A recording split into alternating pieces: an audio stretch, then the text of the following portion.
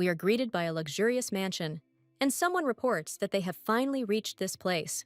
We see a girl with fiery hair and yellow eyes looking out of the carriage. The heroine carefully gets out of the transport, with beautiful shoes on her feet. The fire-haired one is given a hand so that she can get out of the carriage more comfortably. The lady looks unusually beautiful. Yellow Eyes thinks that there is no way back for her, since she has already arrived at this estate. Today, the girl marries the Duke of Blois, who, according to her, is the most terrible villain in the world.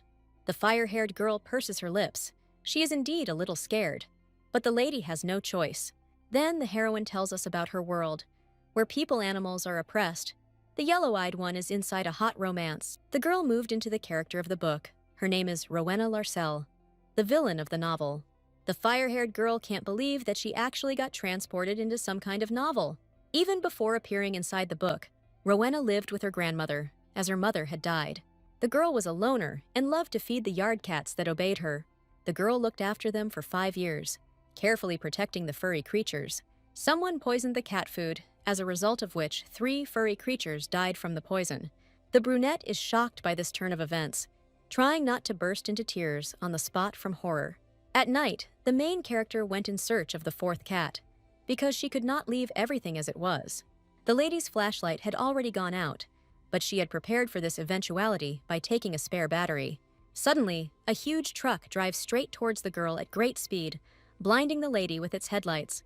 The brown-eyed girl doesn't have time to come to her senses before a truck crashes into her at full speed. After the impact, Rowena heard a cat meowing and a bright white light that was a little blinding.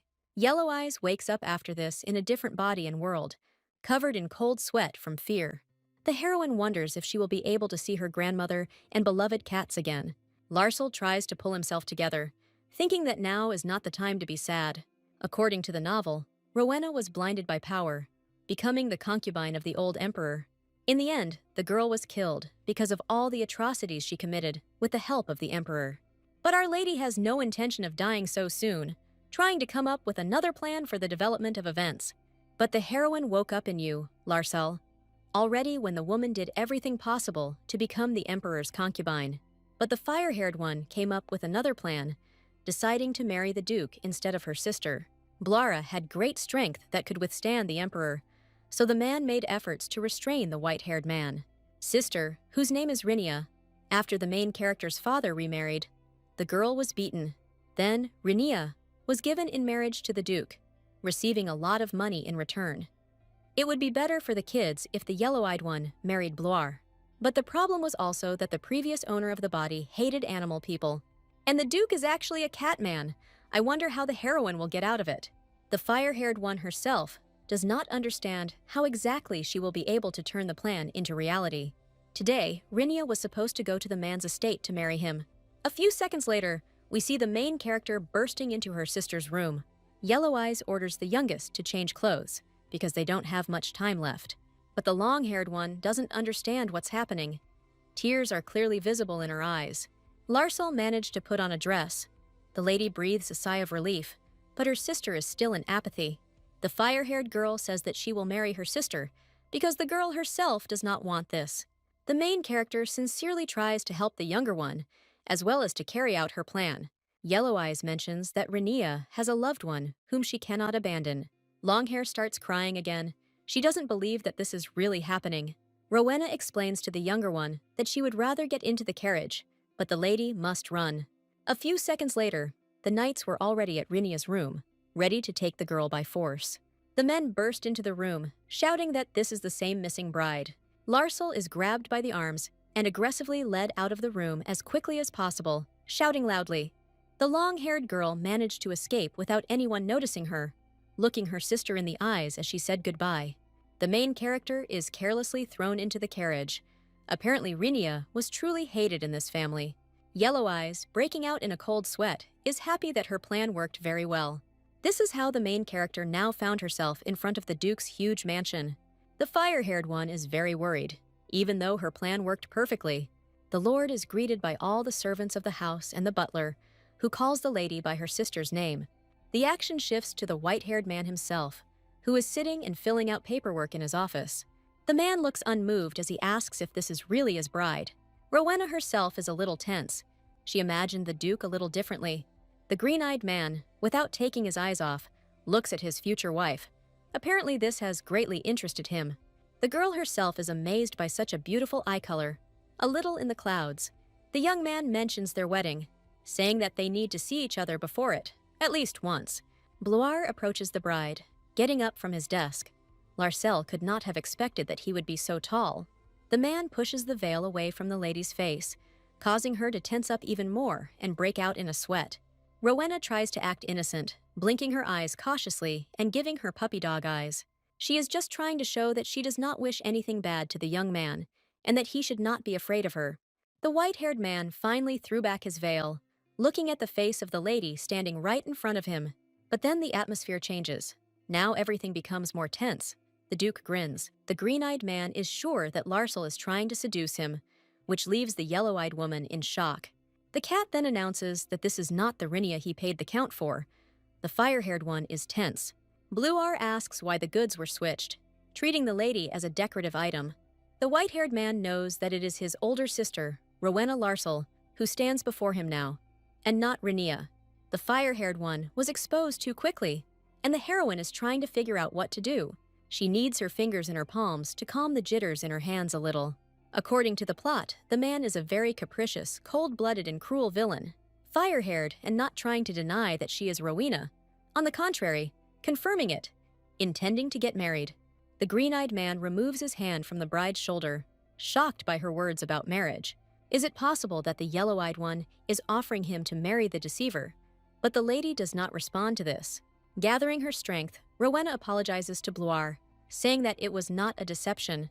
The main character says that the bride should be a girl from a decent family, which she is. But the gentleman himself says that the problem is not in the origin of the fire-haired one. And the fact is that the girl is known for her bullying of animal people, which the young man clearly does not like. The green-eyed one cannot trust such a person, knowing how cruelly she can treat animals.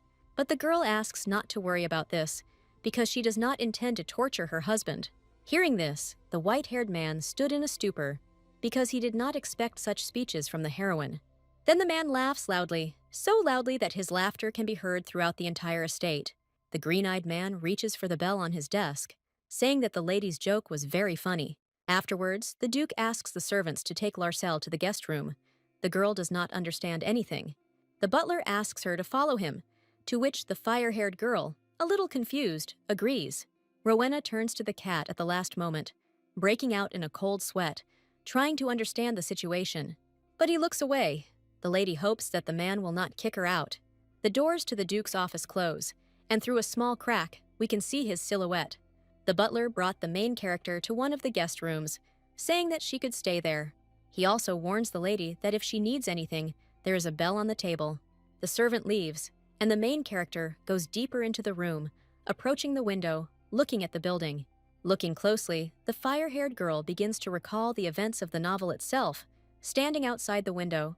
In the novel, Rhynia was taken to the 4th floor and placed in the bedroom for the Duke's relatives, and the yellow-eyed one was brought to the guest room of the outbuilding.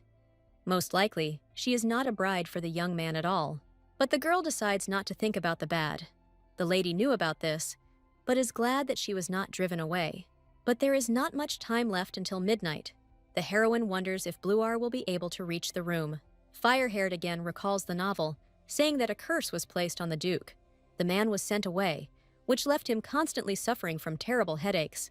This information was kept a closely guarded secret from the white-haired man's entire family. The heroine herself learned about all this from the novel itself, so this is her chance to save herself and make a deal. The action moves to Bloir's office.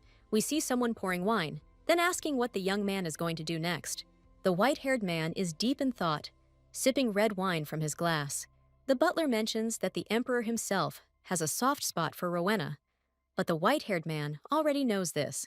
There is also information that the girl kissed another duke at a ball in front of the emperor.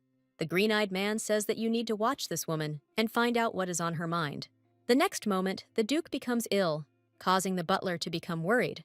Bloire replies that the illness is approaching, and the servant takes him to the bedroom. Some time passed, and the man walked his master to the bedroom, then leaving him alone. Then, before us appears the dark chambers of the Duke, which look even more frightening in the darkness of the night. The man lies on his bed, clearly trying to recover and rest from the day. The gentleman thinks back to Rowena, thinking that she smelled very good. At some point, even headaches stopped bothering Bloire because of this pleasant smell. After a while, we hear a click in the master's bedroom, which echoes. The white-haired man gets up tiredly from the bed, saying that he thought of the girl as a guest, then calling the fire-haired rat, grabbing her with one of his spells the young man cast. The green-eyed man asks if the lady has any motive for stalking her to sneak into the bedroom like that. Yellow Eyes had better speak right now, because the Duke doesn't have that much patience for all this. Rowena announces that the man is very ill, clearly worried about his condition. Larsel finally says that she can cure his constant headaches. Bloire breaks out in a cold sweat, asking how exactly the lady knew about his illness. The heroine explains that she accidentally overheard a conversation between him and the butler, but the young man is getting worse. The white-haired man asks the fiery-haired woman to leave, holding his head with his hands. Yellow Eyes is surprised that the grip on her is gradually weakening, examining the spell. The pressure on her body has completely gone, and Rowena can now move freely. The lady again tries to convince the man, but he again asks her to leave the chambers. Larsel refuses, saying that she has healing abilities and wants to help. The cat breaks out in a cold sweat and mentions that he simply asked the main character to leave. The man suddenly grabs the girl by the wrist, causing her to even flinch. The next moment, the bride finds herself pinned to the bed, and the white-haired man himself asks her not to come near him. Bloire looks truly intimidating, looming over the lady with his entire body. Then we are told that in this world, there were no people with the ability of connoisseurs before the heroine. Fire-haired possesses this power due to the transmigration of souls, and when she found out about it, she was surprised. But then the lady wonders if she could have saved the kittens if this power had been with her in the other world. Without regretting the past, another thought comes to the yellow-eyed girl's mind, connected with the Duke. She intends to heal Bloire, win his favor and marry him, be safe. But now the situation is completely different. The heroine herself does not quite understand what happened. The white-haired one approaches the fire-haired one's neck, trying to bite her in a vulnerable spot. The green-eyed man then says that he wants to eat the heroine, to which the lady understands that he is not himself. The young man pulls Rowena's hand towards him, asking what the smell is, then saying that he likes it. Larsel realizes that the gentleman touched her, and she can easily heal the young man. The Duke becomes serious the next moment. The atmosphere becomes more tense. The fire-haired girl hopes that everything worked out, looking hopefully at the guy next to her. The white-haired man gets up from the bed, asking the lady to leave again. Rowena wonders if she was able to help. The bride asks to wait a little longer, but the young man again asks her to leave the chambers. The fire-haired one doesn't understand what's going on, continuing to sit on the Duke's bed. She was trying to help. The green-eyed man is trying to understand what exactly he did to the lady right now. A servant enters the room. The man called his subordinate, so he is here right now. The man asks what the yellow-eyed girl is doing here, to which she clearly perked up. The girl tries to explain her presence in the room by saying that she simply got lost. But the Duke himself says that the security was too weak and the lady was able to get into his room. The butler takes note of the master's words, then responding that he will sort everything out. They ask the fire-haired one to be taken away. The main character herself is a little upset, but she knew that it would happen. The yellow-haired one will be able to leave on her own, but she asks to wait a little. Larsel says that she showed all her cards to Mr. Bloire. If the young man still wants help, then there is no need to hesitate. The cat pays attention to these words. Rowena finally mentions that she can be just as capricious as the man himself. After some time, the white-haired man's chambers again become quiet and gloomy. The cat is still lying on his bed, putting his hand to his head, trying to think about what is happening. The green-eyed man wonders what exactly this woman who came today did to him. Her scent was intoxicating. My mind switched off, my body didn't obey, and there was also a pleasant feeling of refreshment. The white-haired man wanted to lick, bite, and swallow the lady, leaving no trace of her. The boy wonders if it was illusion magic, but the scent of such magic has no effect on a demon like him. Despite this, the Duke actually feels better. What really happened? The green-eyed man gives in, coming to the idea that perhaps the heroine really does have healing abilities.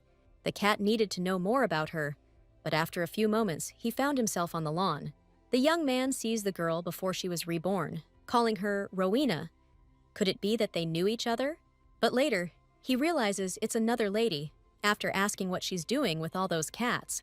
The guy notices that all these leaves and grass give off a very pleasant and familiar smell. This is the same smell that came from Larcel. We see how the two images intersect. One of the cats looks towards the Duke, saying that they were the ones who sent the girl. All the cats ask to make the lady happy because she was so kind to them in that life. The white-haired man wakes up screaming, covered in cold sweat, and jumps out of bed. The action moves to the next day. The estate does not look as gloomy as it did at night. We see Rowena herself and several maids who report the arrival of Rinny from another estate.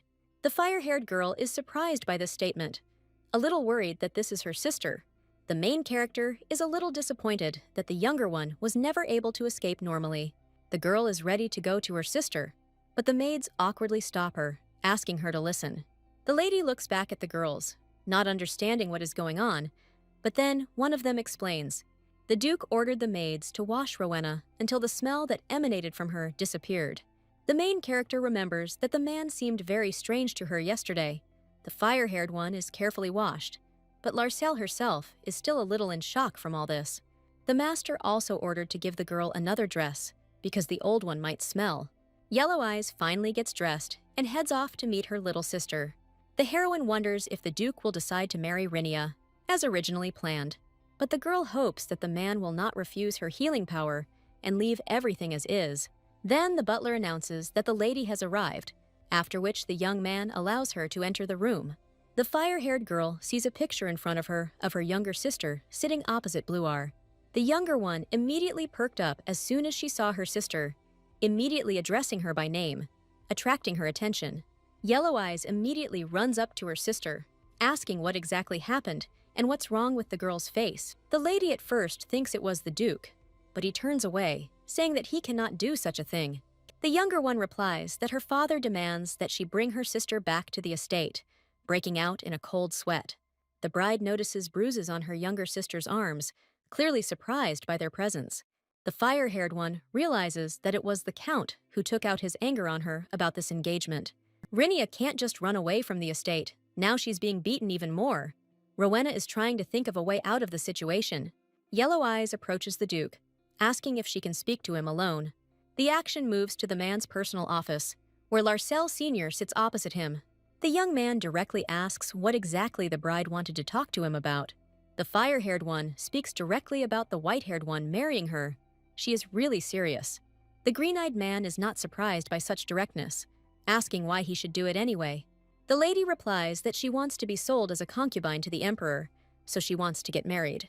The girl also adds that being forcibly brought together with the emperor's illegitimate daughter is not a very good prospect. Darius Bluar was born after his own father raped a slave. Even though he was the son of a duke, he was treated like a slave. But after Darius was the only living duke of Bluar. Thanks to this, he was able to become a half-human duke who has abilities. The emperor was not on the best terms with him, and was afraid to leave him unattended.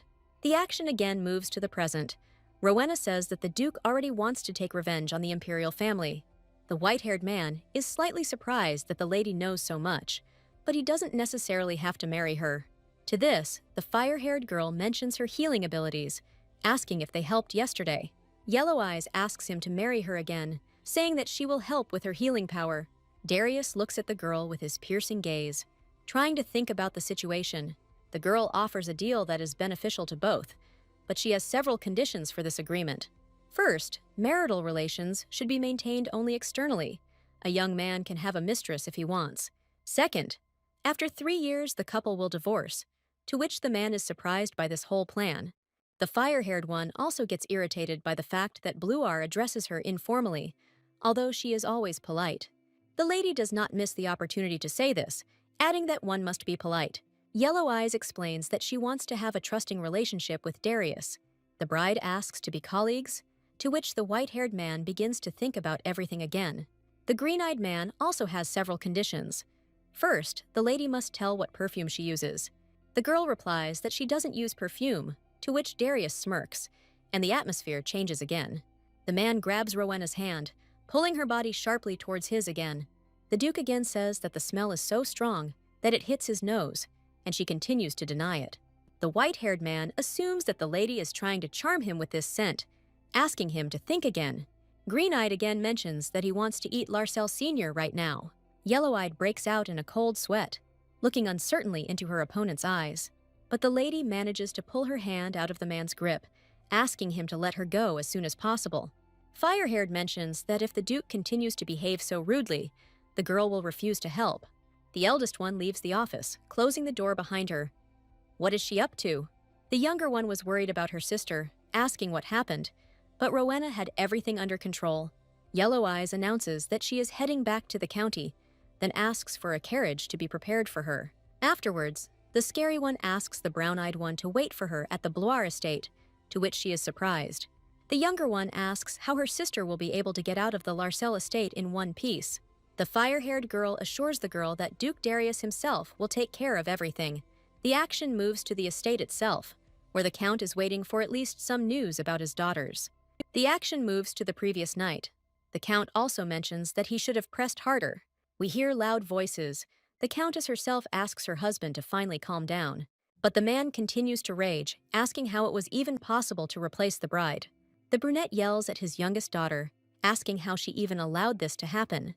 The Emperor really wanted Rowena as his wife, promising a castle and much wealth to her family.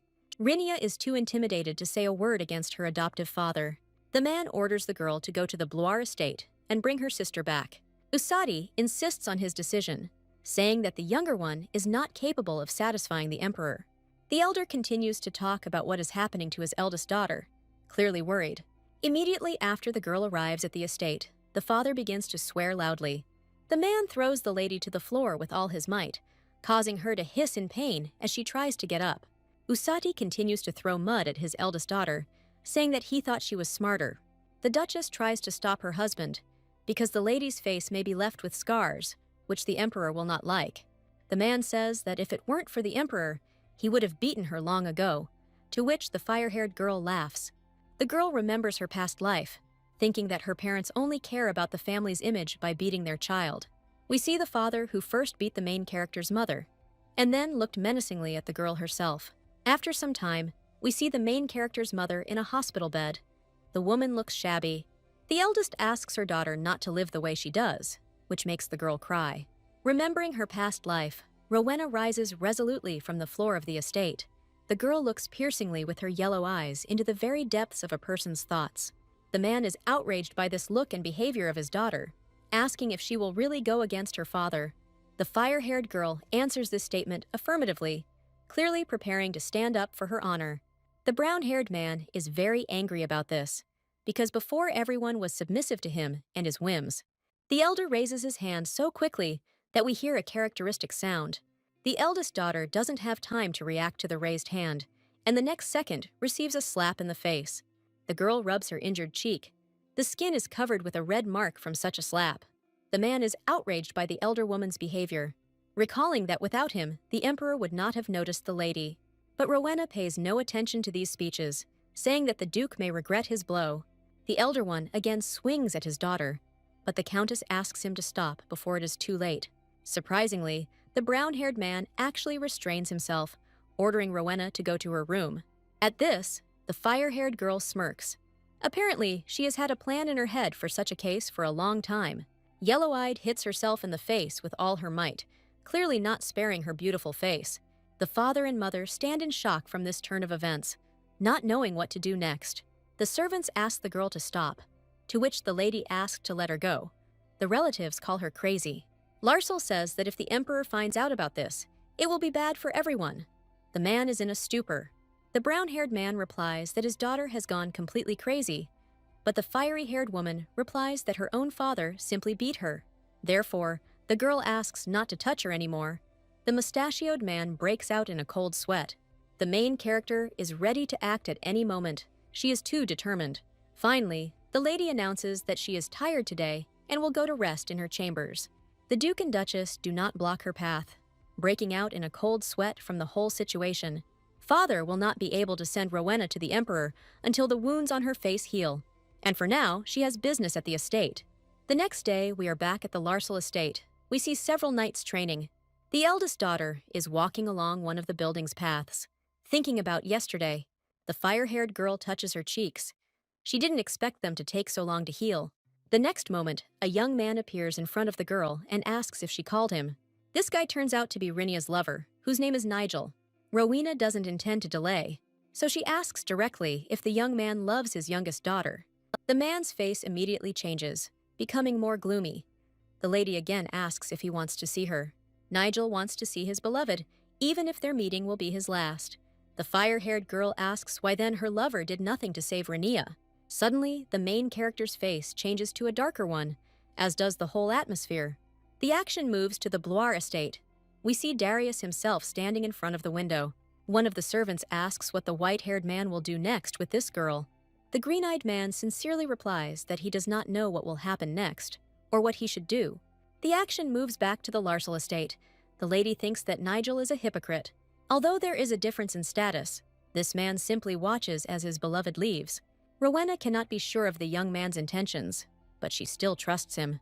The fire-haired one asks the green-eyed one to get into Bloire's carriage and wait for her there. Yellow Eyes continues to talk about escape, asking the boy to run away with Rinia, thinking that she trusts her sister. The man is clearly shocked by such kindness from Rowena. He practically does not believe his ears and eyes. The green-eyed man thanks the lady for such a kind gesture, almost crying with happiness. But the heroine again warns the young man to take good care of her younger sister. Yellow-eyed smiles contentedly, having received a positive answer. She truly wishes the younger one only happiness. The action moves to the main character's chambers. One of the maids calls her, opening the door. The fire-haired girl doesn't quite understand what's going on, asking what exactly happened. The maid announces that the Duke of Bloire has arrived at the estate, breaking into a cold sweat. Yellow Eyes hoped for Darius's help, but she didn't think the man would arrive so quickly. Several maids, in just a few moments, lead the lady to the very hall where her father is receiving the guest. Rowena pauses for a second in front of the doors, realizing that they are open. The father asks the white-haired man why he is looking for his eldest daughter, since he himself gave his consent and let her go. The green-eyed man insists that he needs to talk to the main character as soon as possible. The cat also wants an apology after these words, placing the mug of tea on its rightful saucer. The brown-haired man is a little nervous, but then clears his throat and apologizes for substituting the bride. But the young man does not need these apologies at all, to which Duke Larsel asks what exactly the cat needs. But Bluar is ready to talk about this only personally with Rowena. He doesn't need additional listeners. The man had already noticed his bride at the door, looking at the lady with a piercing gaze. Yellow-eyed is a little shocked by this. How on earth would the guy know that she is here? The white-haired man laughs at the main character's reaction, but the head of the family himself does not understand what is going on. Suddenly, the man gets up from his seat, thereby greatly frightening the brown-haired man in front of him. Usatier is trying to say that the eldest daughter is very tired now and is in her chambers, so it would be better to come later. But the white-haired man opens the front door, answering that this is not entirely the truth. The green-eyed man notices the heroine's presence right behind the door, looking at her with a sly look. The fire-haired girl is a little worried, trying to come up with at least some kind of excuse for herself. Larsel Sr. immediately runs up to his daughter, asking what exactly she is doing here. Yellow Eyes immediately tenses up when she sees her father, after which Bluar asks the lady for forgiveness. A moment later, the girl finds herself in the arms of the white-haired man, who smiles shamelessly at her. The man is trying to understand what all this means, as is Rowena herself, who is a little in a stupor. Darius releases Larsel from his arms, carefully protecting her from any danger. The young man thought that the lady was in danger, but even Rowena herself did not understand what was going on. Then the green-eyed man asks the elder to move away, to which he sweats indignantly. Bluar explains that she doesn't like being touched at all, so a man should be careful. The brown-haired man sweats more profusely, thinking about the fact that the Duke turned out to be not as simple as they say about him. The green-eyed man turns all his attention to the girl, asking her to finish the previous conversation. But the mask that the lady had applied to her face had worn off a little, causing the wounds on her cheeks to become visible. The white-haired man immediately tenses up, noticing that something is really wrong with Larsel. The young man carefully takes the heroine by the chin, asking what exactly happened to her face. The fire-haired girl tries to explain herself, but she doesn't have time, stumbling a little over her words. The white-haired man turns on the head of the family, accusing him of assaulting his daughter. But the mustachioed man asks that the guy not interfere in the personal affairs of someone else's family, especially since he was not the brown-haired one. The white-haired man turns his attention away from his father to the document in his pocket. The green-eyed man hands the documents to the fire-haired woman, but she still hasn't guessed the contents. The eldest daughter studies the document in detail, carefully unfolding the sheet in her hands. It turns out that this is the marriage contract that the partners were talking about. The mustachioed man sweats even more profusely, trying to stop his daughter from signing the contract. But the cat stops him. Yellow Eyes opens her pen without thinking and signs the paper as quickly as possible. The main character's name starts to glow immediately after she finishes signing. Letters suddenly fly out of the contract, gradually materializing in the air. The girl's signature and the boy's signature are in the air, concluding this contract. Blura's name appears on the flame-haired girl's finger in the place where wedding rings are usually worn. The brown-haired man can't believe what's happening, once again standing in a stupor and covered in sweat. His scream echoes throughout the Larsel estate. That's how sad he is about this deal. The father still tries to break the contract in any way, but from the cat's reaction, we see that it is not so easy. Darius says that the contract cannot really be broken this way, but the man insists on the union of the lady and the emperor. Larsel Sr. claims that if the emperor finds out about this, it will be difficult for Bloire. The atmosphere changes to a more gloomy one. The white-haired man himself sincerely does not want to support this dialogue. The young man asks why the brown-haired man speaks as if he himself is an emperor. Does he really want to appropriate all the power for himself? The man is a little embarrassed by this remark, noting that he never had such intentions. Then the green-eyed man turns to Rowena, inviting his wife to finally go home. The fire-haired girl is at first very surprised by such a statement, because the Duke recently said the opposite. But then the main character blossoms, smiling softly in response. She agrees.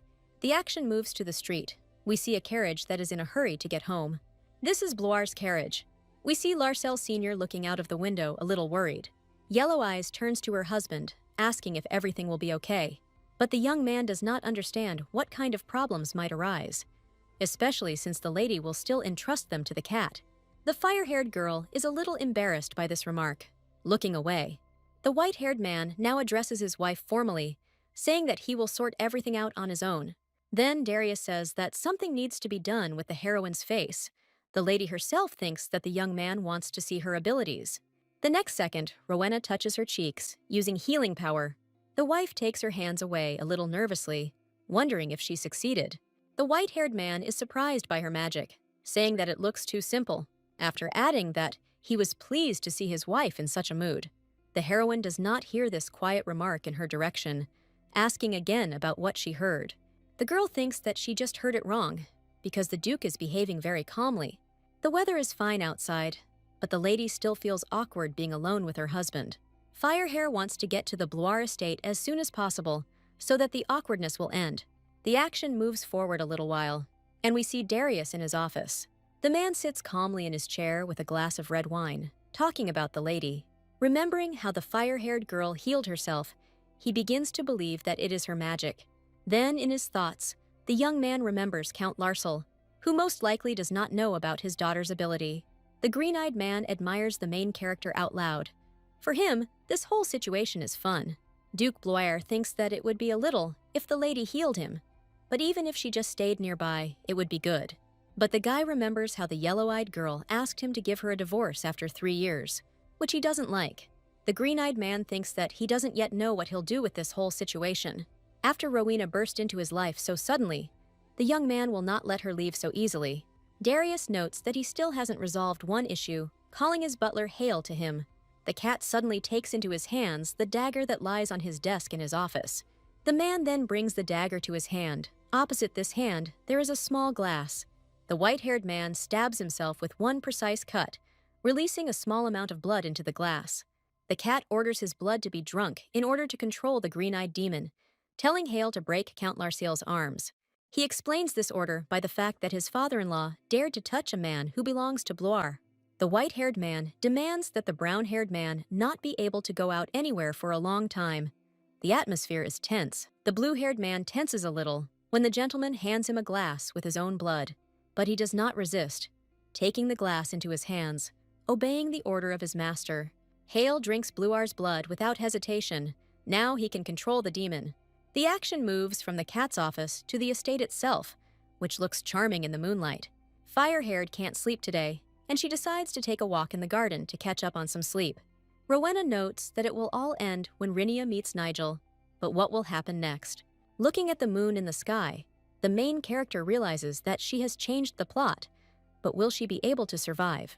In her past life, the brunette lost both her mother and the cats she treasured so much, but the lady does not want to blame herself for the misdeeds of the past, because life then was disgusting. The fire-haired one decides not to lose heart, because she will cope with everything that lies ahead. But the yellow-eyed one is distracted from her thoughts by sounds. Holding her breath slightly, she waits. It turns out to be a beautiful white cat with long, fluffy fur looking at the lady. The main character is enchanted by his beauty. She cannot resist any cat. The girl calls this cat perfect because of his shiny coat and tail. 400! But the very next second, the heroine remembers her kittens from another life. The lady is crying. She can't contain her emotions because she misses the animals too much. She calls out each kitten's name while the white cat continues to look at her with confusion. But the fire-haired girl is also distracted from her thoughts by the fluffy one, who is lazily stretching. Yellow-eyed tries to understand what's going on, but the white one is already trying to hide in the bushes. The main character tries to catch up with him, but the cat has already run away. The girl does not want to disturb him anymore. Finally, Rowena wonders where this miracle lives, but we understand that it was Darius in his other form. The action moves again to the office of the Duke of Blois, who is knocking on the table so impatiently. The man breathes out calmly, because he is glad that the lady did not guess that the cat was a young man. But the white-haired man is interested in how the girl found out about his presence, because the cat was secretive. Then the green-eyed man remembers how she cried for her cats, recalling that she is not famous for her cruelty to human animals. The Duke laughs at the bitter crying of the villainess, because this is not at all what you expect from a person. At the last moment, the young man thinks about how unusual Rowena is, trying to figure her out. The next morning, you hear the names of the lovers, namely Rinia and Nigel. The lovers cry in each other's arms while the fire-haired girl watches. The eldest asks to take from her hands the jewelry that she collected for her sister's journey. The brown-eyed girl cries with happiness, thanking her sister for helping her so much. The younger one also adds that she had a bad opinion of her sister, but apparently, the lady is not like that at all. The coachman urges the sisters on, saying that the couple needs to hit the road. The fire-haired one asks Rinia to be careful. The younger one also says that she will help the lady in any trouble. Finally, the yellow-eyed one wishes her sister to be happy, smiling softly and nodding. The brown-eyed one also smiles sincerely, wishing that they both would be happier than ever. The girls say goodbye to each other, waving goodbye. Everything around is green and beautiful. The action moves to the main character's room, where one of the butlers comes to see her. The man explains that the master wants to have breakfast together, so the maids are here to help them get ready. These two girls are now officially Rowena's maids. The ladies bow to their mistress. The fire-haired one notes how awkward the girls are, but it's most likely because of the rumors about Rowena. Larcel the elder does not want to burden the girls, so she will take a bath herself. The maids look at each other awkwardly, apparently a little scared. But afterwards, one of the ladies asks that the mistress not address them so formally. Yellow Eyes is very surprised by this behavior, but she is pleased that the maids are so friendly. After a while, the fire-haired one is completely ready for breakfast, but she does not understand at all why the cat decided to have breakfast with her. The butler knocks on Lord's door, announcing Rowena's arrival in the dining room. The white-haired man, with a slightly sly smile on his face, waits for his wife, basking in the gentle morning sun. The lady was a little inspired by this picture. Apparently, she was very impressed by this view. The girl notices that when Bluar is under the sun's rays, he looks very much like a cat. The fire-haired girl can't help but laugh because this picture is too cute. But because of this, the cat turned his attention to her. The girl apologizes for her laughter, saying that she didn't mean anything bad by it. Darius ignores this, saying that they need to sit down to breakfast. The main character is surprised that the man smiles so often, although he seems cold. During breakfast, the lady is lost in thought, digging her fork into the plate in front of her. Firehair wonders what kind of cat was in her garden last night. Yellow Eyes notes that the fur color is very similar to Darius's hair color, but it can't be him. Moreover, Why should he walk in the garden, which is so close to the girl's room? Then Rowena notices that there are only meat dishes near her husband. Most likely, he likes meat. Also, when the white-haired one bites food, you can see his fangs. Is he really a cat? The girl whispers that the young man is very nice, to which he asks if these words are addressed to him. The fire-haired one herself didn't notice what exactly she said, so she was a little shocked that the cat heard. Yellow Eyes waves her hand, explaining that she said all this about the tomato on the fork. Larcel the elder sees herself a little in today's absent-mindedness, worrying about her status. The green-eyed man ignores this, saying that his wife should move into his room. Rowena is shocked by such an invitation. The lady is so shocked that she drops her fork on the table. Yellow Eyes explains that there was nothing about this in the wedding contract, but the green-eyed man counters this by saying that a wedding is a contract, and after it, sharing a bed is considered an unspoken agreement. The girl replies that their wedding is not so ordinary, so there will be no such thing here. The lady wants to forget this conversation. The main character gets up from the table, accidentally dropping a small tomato from her own plate. The fire-haired one doesn't understand where Darius's whims come from. She wants to leave as soon as possible. The wife encounters Bloir's courtier, who gives her room to exit. Hale asks why the lady left the dining room so quickly and what happened at breakfast. The gentleman asks if the tomato lying on the table is cute, but the young man does not quite understand the question. The blue-haired man replies that it's just a tomato, although it's round and small, but still. The white-haired man continues to discuss this with the courtier, to which the blue-haired man says that the tomato is the color of the lady's eyes. Bluar doesn't understand what they're talking about. But then Hale remembers that the gentleman can't see red because he's a cat. The butler explains that the girl's eyes are like tomatoes, and her hair is the color of red wine. The man thought that the main character's hair looked like tree leaves, just as green. The green-eyed man wonders if the offer to sleep together is really that shocking. In a world where beast people were looked down upon, showing one's true form was considered a disgrace. The young man always slept in the form of a cat, so the words about sharing a bedroom were not sincere. But the white-haired man regrets that he won't be able to constantly enjoy the sweet smell of green grass that comes from the lady.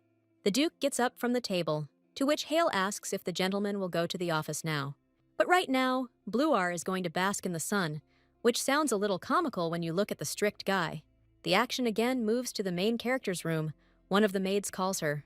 The brunette reports that the lady has received an invitation to tea, and the lady is surprised by this.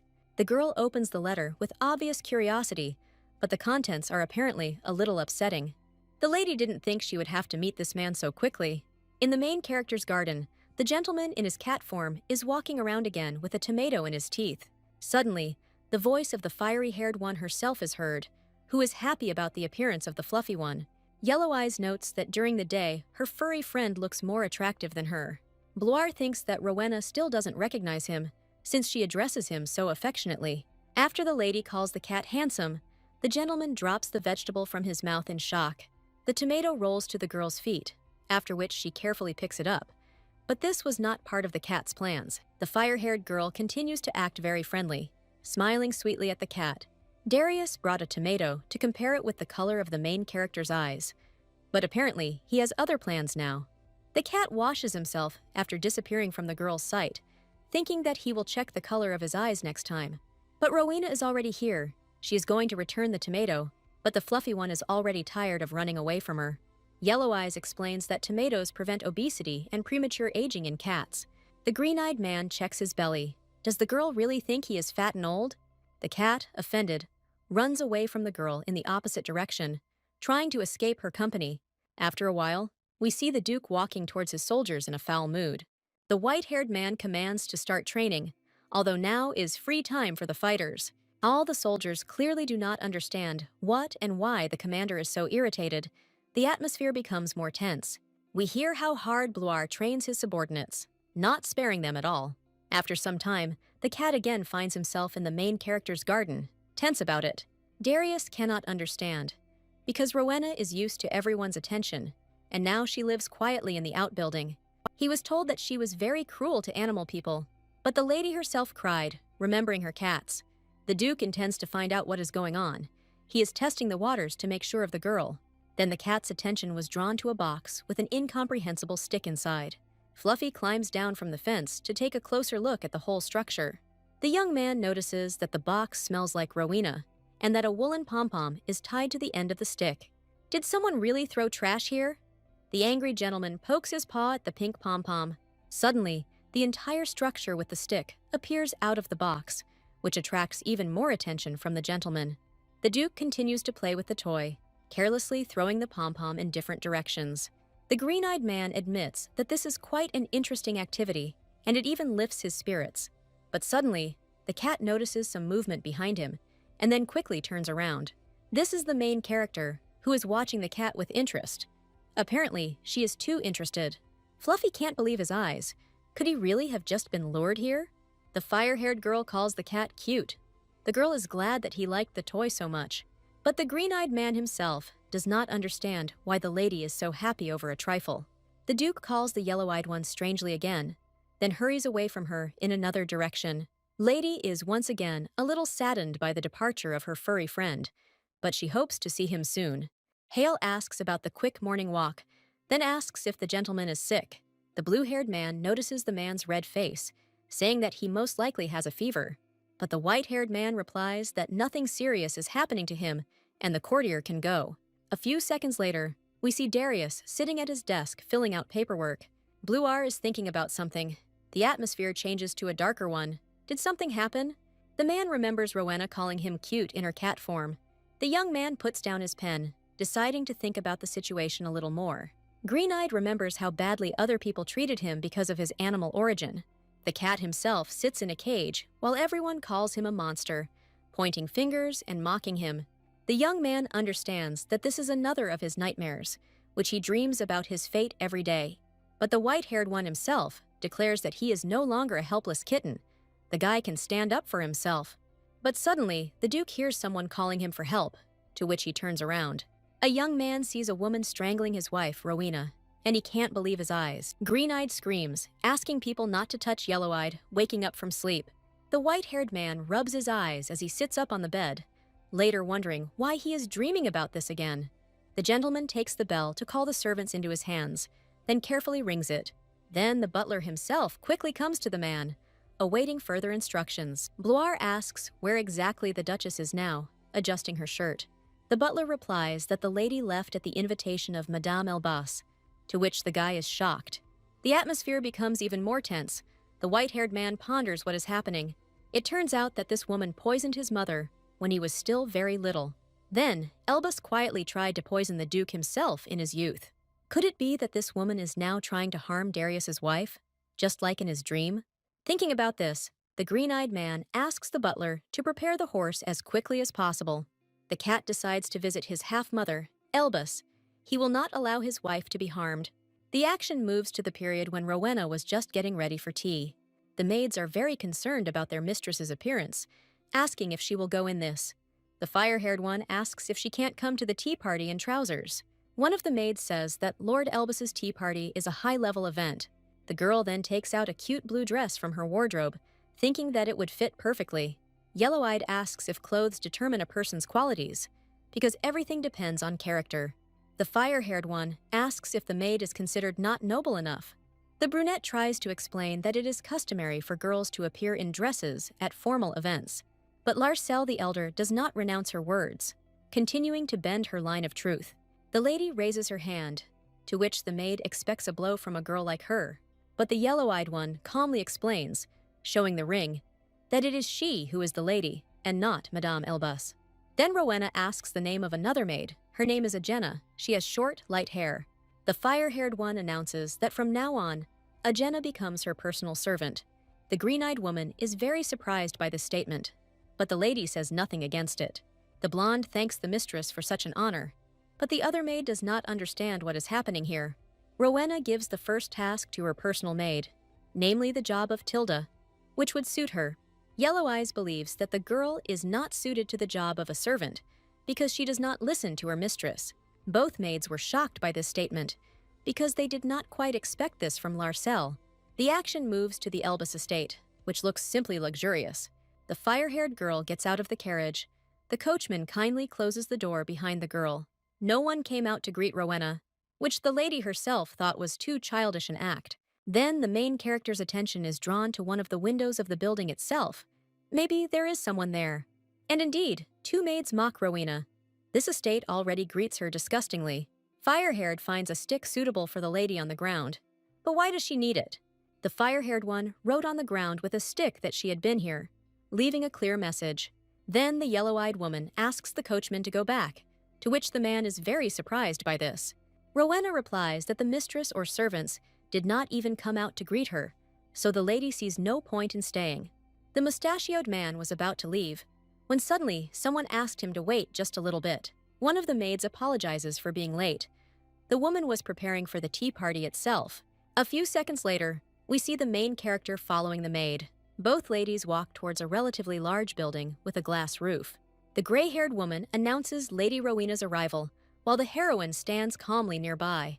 Larsel bows to the woman, saying that it is always a pleasure to come to tea. Elbus appears to be a fairly old woman, with almost black hair and brown eyes. The black-haired girl apologizes for her late arrival, justifying it by the fact that she is preparing for tea. The woman asks if the fire-haired one knows what rules and regulations are, pointing to the lady's clothes. Yellow-eyed replies that she didn't have time to unpack all her things, so she arrived in pants. The heroine also adds that she doesn't have time, to which the brown-eyed girl smirks. The woman offers to give Larcel a new dress so she can change her pants, but Yellow-eyed refuses this offer, thinking that she needs to leave quickly. But suddenly, one of the maids accidentally drops a tray with several red drinks. The fire-haired girl is shocked by this turn of events. Now all her clothes are wet and sticky. The dark-haired girl now insists that the girl change her clothes, because she has a huge stain on her. The main character tries to refuse such a kind, at first glance gesture from Madame.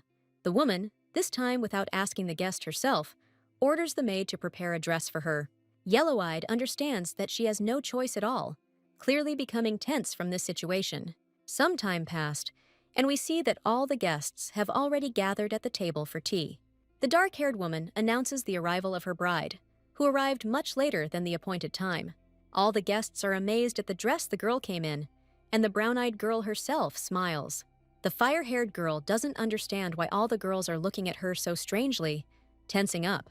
One of the maids asks if the lady has changed her clothes, but Rowena is struck by something else. The mistress of the estate gave the bride the same dress that the maids in this house wear. Brown-eyed continues her speech, asking Yellow-eyed to sit down quickly. Why is she still standing? But then Madame smiles again, maliciously and insidiously.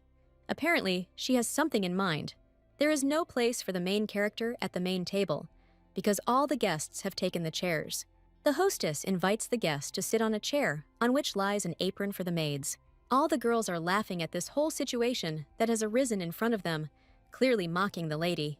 Elbus continues to be persistent, asking to sit down as soon as possible, since the other guests are waiting. At this, the fire-haired girl wrinkles her nose, clearly unhappy with the whole situation. The action shifts to Darius, who suddenly bursts into the estate, looking for his wife. The white-haired man runs up to the butler, who tries to explain that he can't barge in like that. The green-eyed man grabs the man by the collar of his shirt, asking again where exactly his wife is. They tell Bloire that she is now having tea, after which the young man lets the butler go. Afterwards, the Duke corrects the man, calling the girl not Rowena, but Duchess, emphasizing their union. White-haired remembers again that he is no longer that little boy, and he can stand up for himself. Darius won't let even a hair fall from the fire-haired girl's head because of his half-mother. The action moves to the tea party itself. We see how the main character is amazed by the taste of the dishes. But, for some reason, the other guests look at this picture with disgust and contempt. We see the main character sitting right on Madame Elbus's lap, who complains about it with displeasure. Darius then enters the tent, seeing such a strange sight that he is speechless. The white-haired man bows, then asks if his wife is having a good time. The girl immediately perks up when she sees a familiar face in front of her, getting up from the woman's lap. The yellow-eyed one stands up too quickly, causing the black-haired one to fall onto the floor along with the chair. The fire-haired one pretends that she is genuinely sorry that the woman fell while taking care of her. The Duchess also adds that one needs to be more careful and not fall so easily in front of everyone. The brown-eyed woman tries to somehow explain herself to everyone, starting to say that it is her daughter-in-law's fault. Green-eyed intercepts his wife, interrupting his stepmother, saying that they need to go. The girl immediately agrees to this invitation, and they make out right in front of Elbas's eyes. After some time, the action moves to a carriage that is traveling to the Blois estate. The fire-haired girl looks out of the carriage window a little gloomily, while the weather around is fine. Yellow Eyes awkwardly asks if she has damaged her husband's reputation in this way. But the green-eyed man, on the contrary, is pleased with his wife's behavior. If anything happens, he will deal with the consequences. The white-haired man was even a little offended that he couldn't catch a little more of this scene. At this remark, the lady smiles softly a little, blushing from such a compliment to her behavior. The girl giggles quietly, while her husband, with love in his eyes, also smiles directly in response. Then the white-haired one notes that Rowena is not so weak. She can stand up for herself. Blois confirms his thoughts that his wife is strong and brave, not like ordinary ladies. The fire-haired girl notices the Duke's gaze on her, turning to him with a question in her own eyes. The green-eyed man makes a strange sound, which he himself is then surprised by and embarrassed. The Duchess doesn't understand what that sound was, but the man changes the subject, because they have already arrived. The white-haired man blushes even more and runs out of the carriage at full speed, saying that he has things to do. The main character does not fully understand the whole situation, asking where her husband could be rushing off to in such a hurry. The action moves to Darius's office, where Hale, his personal servant, has come. The blue-haired man is very surprised when he enters the master's office, covered in sweat. The man asks why the office is so clean. He thought it would be a mess after the trip to Elbas. There is also a contented and wide smile on the cat's face, which is unusual after a trip to his stepmother. The young man stands calmly opposite the owner, without asking a single question, thinking about what is happening. Hale first met his master during the war, when he was treated like a slave, but the man protected the boy. After the war, the blue-haired man was always with the elder one while he achieved his position in society, and not once during this time did the servant see his master even a little happy or joyful. But now, the green-eyed man smiles sincerely. Apparently, he still knows how to do it. Blue Eyes says that one of the women is spreading rumors about the Duchess. The white-haired man nods. Did the rumors really spread so quickly, although it was expected? Green-eyed regrets that Hale did not see this picture, until the young man cannot believe that it is true. The cat replies that he told everyone about the girl's illness, so everyone was able to let them go. Hale is very worried about all these rumors, while Darius looks out the window carefree. The man is already thinking about his next foray into the Duchess, because this makes the lady very happy. The action moves to the main character's room. Its curtains are almost completely drawn. In front of the fire-haired girl, there are several sheets of paper, ink, and a pen. Will she really write a letter? The lady folded her hands and then rested her chin on them, thinking. Yellow Eyes sits at her desk with a very serious face, wondering if she can fire a few servants.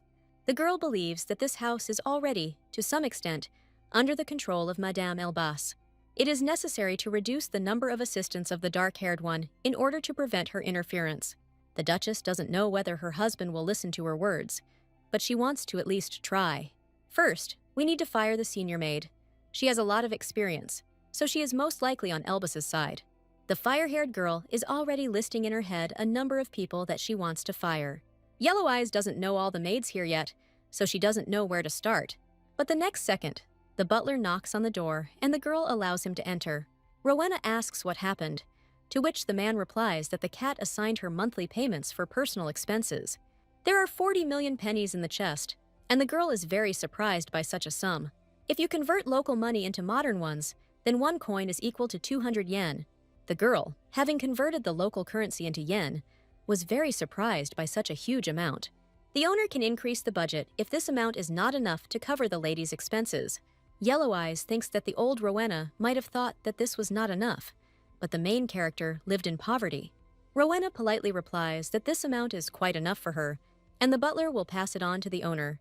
The girl replies that she can convey this to Darius herself, because she herself wanted to talk to him. The green-eyed man allows him to enter his office, then asks what happened to his wife. The fire-haired one replies that she just wanted to visit her husband, standing opposite. The white-haired man invites Rowena to sit on the sofa. The girl thanks him for this. A little time passes before the green-eyed man also sits down on the sofa with Larcel. The cat asks why the lady doesn't sit closer to him if she wants to check on her husband's condition. Yellow Eyes replies that she just needs to take Bluer by the hand and that's it. The white-haired man is very embarrassed when he hears this from his secret lover. Larcel Sr. reaches out to take her husband's hand to check his condition. The man hesitantly extends his hand, lightly touching Rowena's delicate hand. The green-eyed man is very embarrassed. The girl thinks that the guy is really worried about something. Yellow Eyes is a little confused, trying to understand what exactly is going on.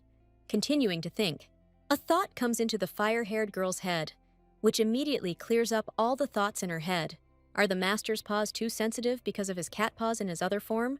The lady thinks that next time she will take the Duke by the elbow, so as not to cause him too much inconvenience. A white light begins to hover around the couple, clearing the energy of Darius and his demons. Rowena closes her eyes, trying to focus on her feelings and emotions. The green-eyed man feels as if everything inside him is clogged.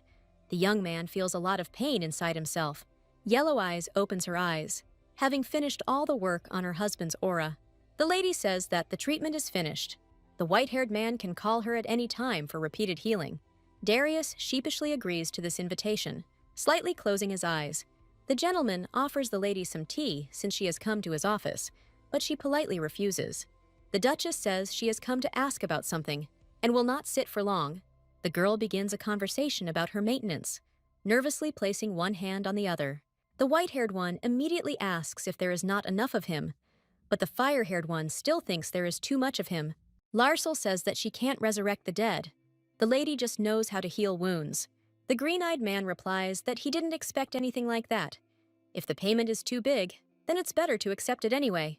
But suddenly, the main character remembers something, shuddering from her own idea and excitement.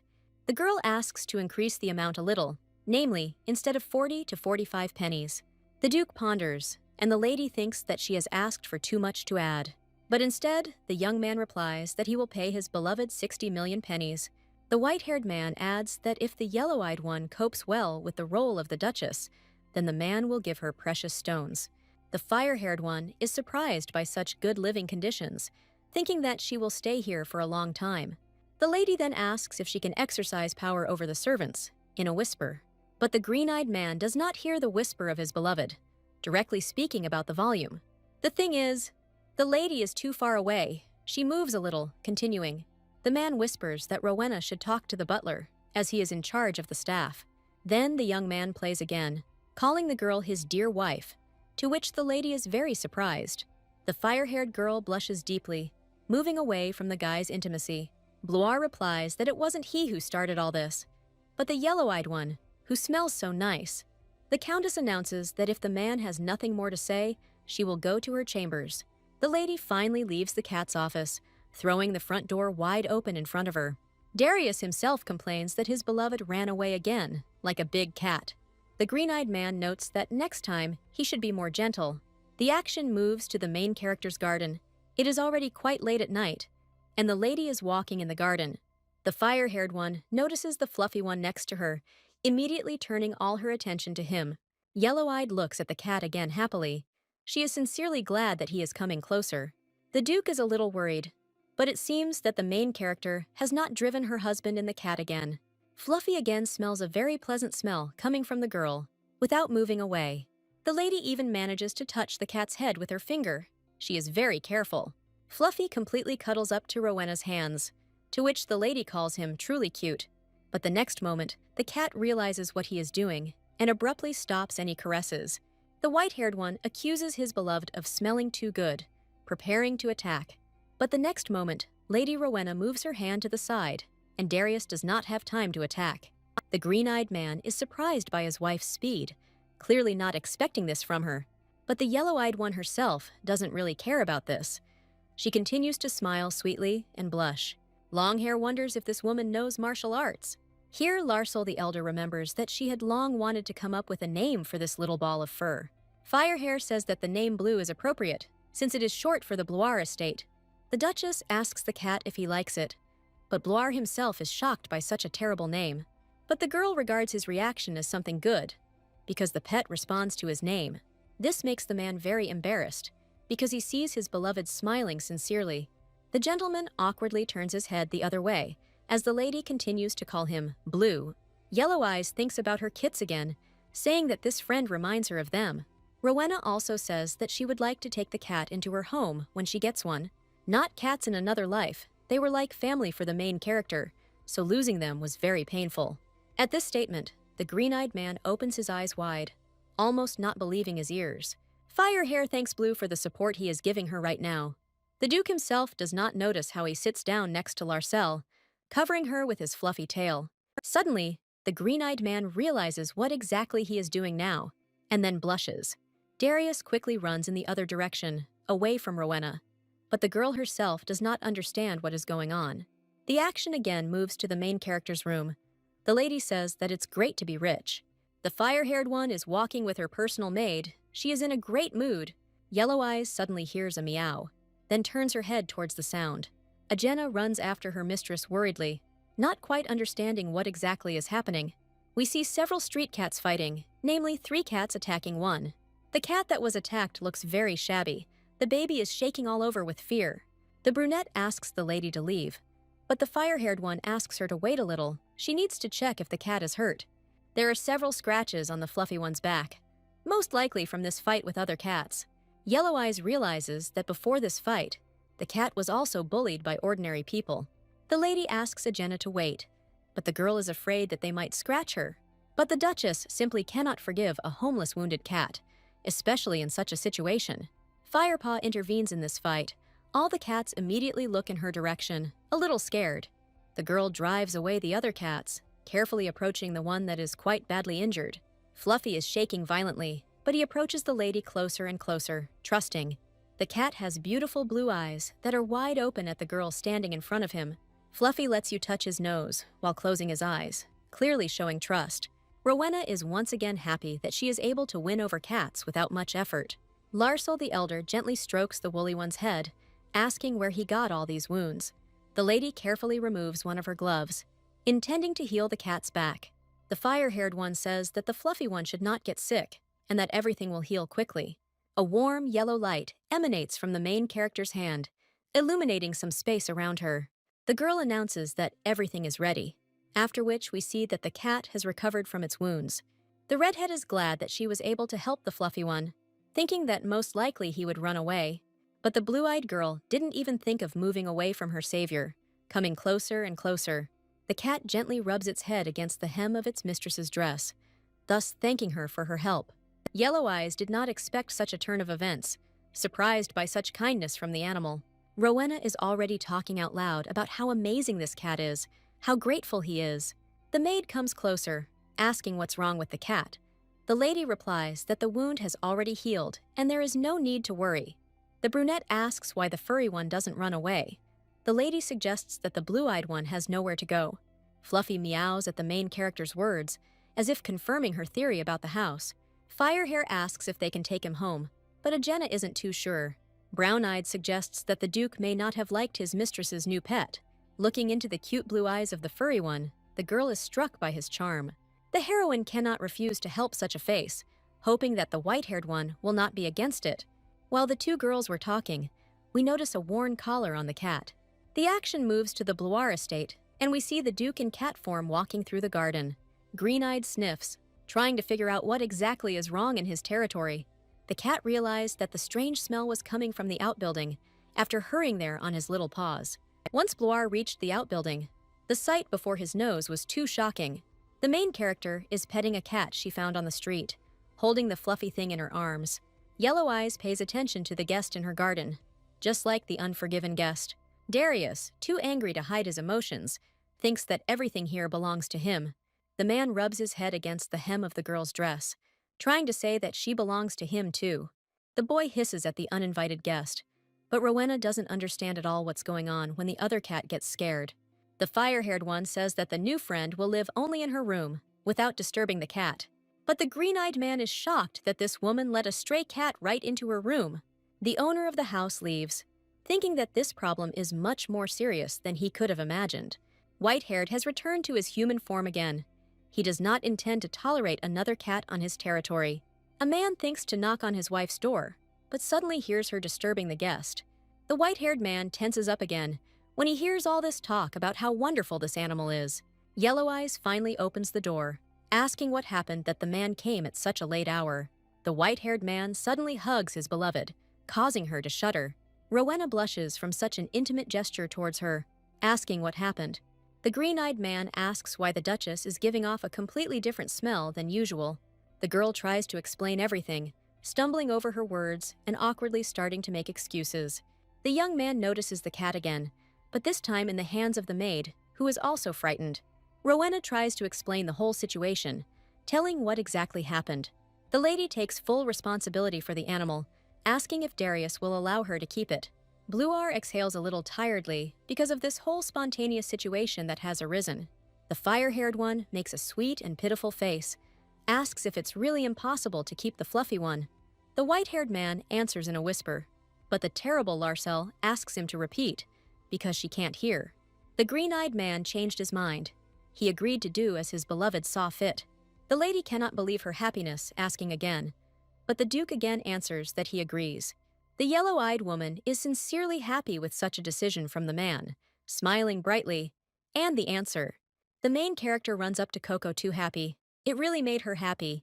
Blar exhales in despair, but the corners of his lips lift into a small smile.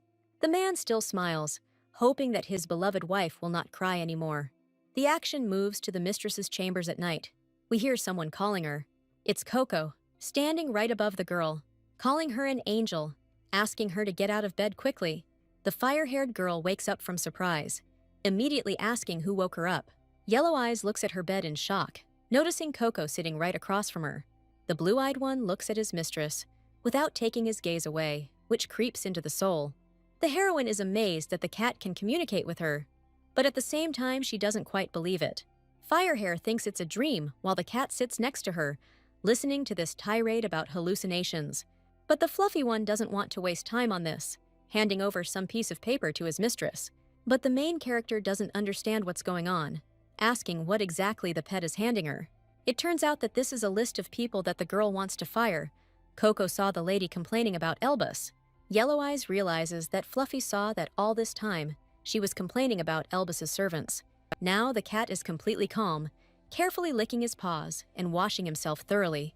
Coco reports that all these people are saying that things were better under Madame Elbas than under the Duke. Fluffy tells in extraordinary detail about all the servants in the estate, telling everyone what they think.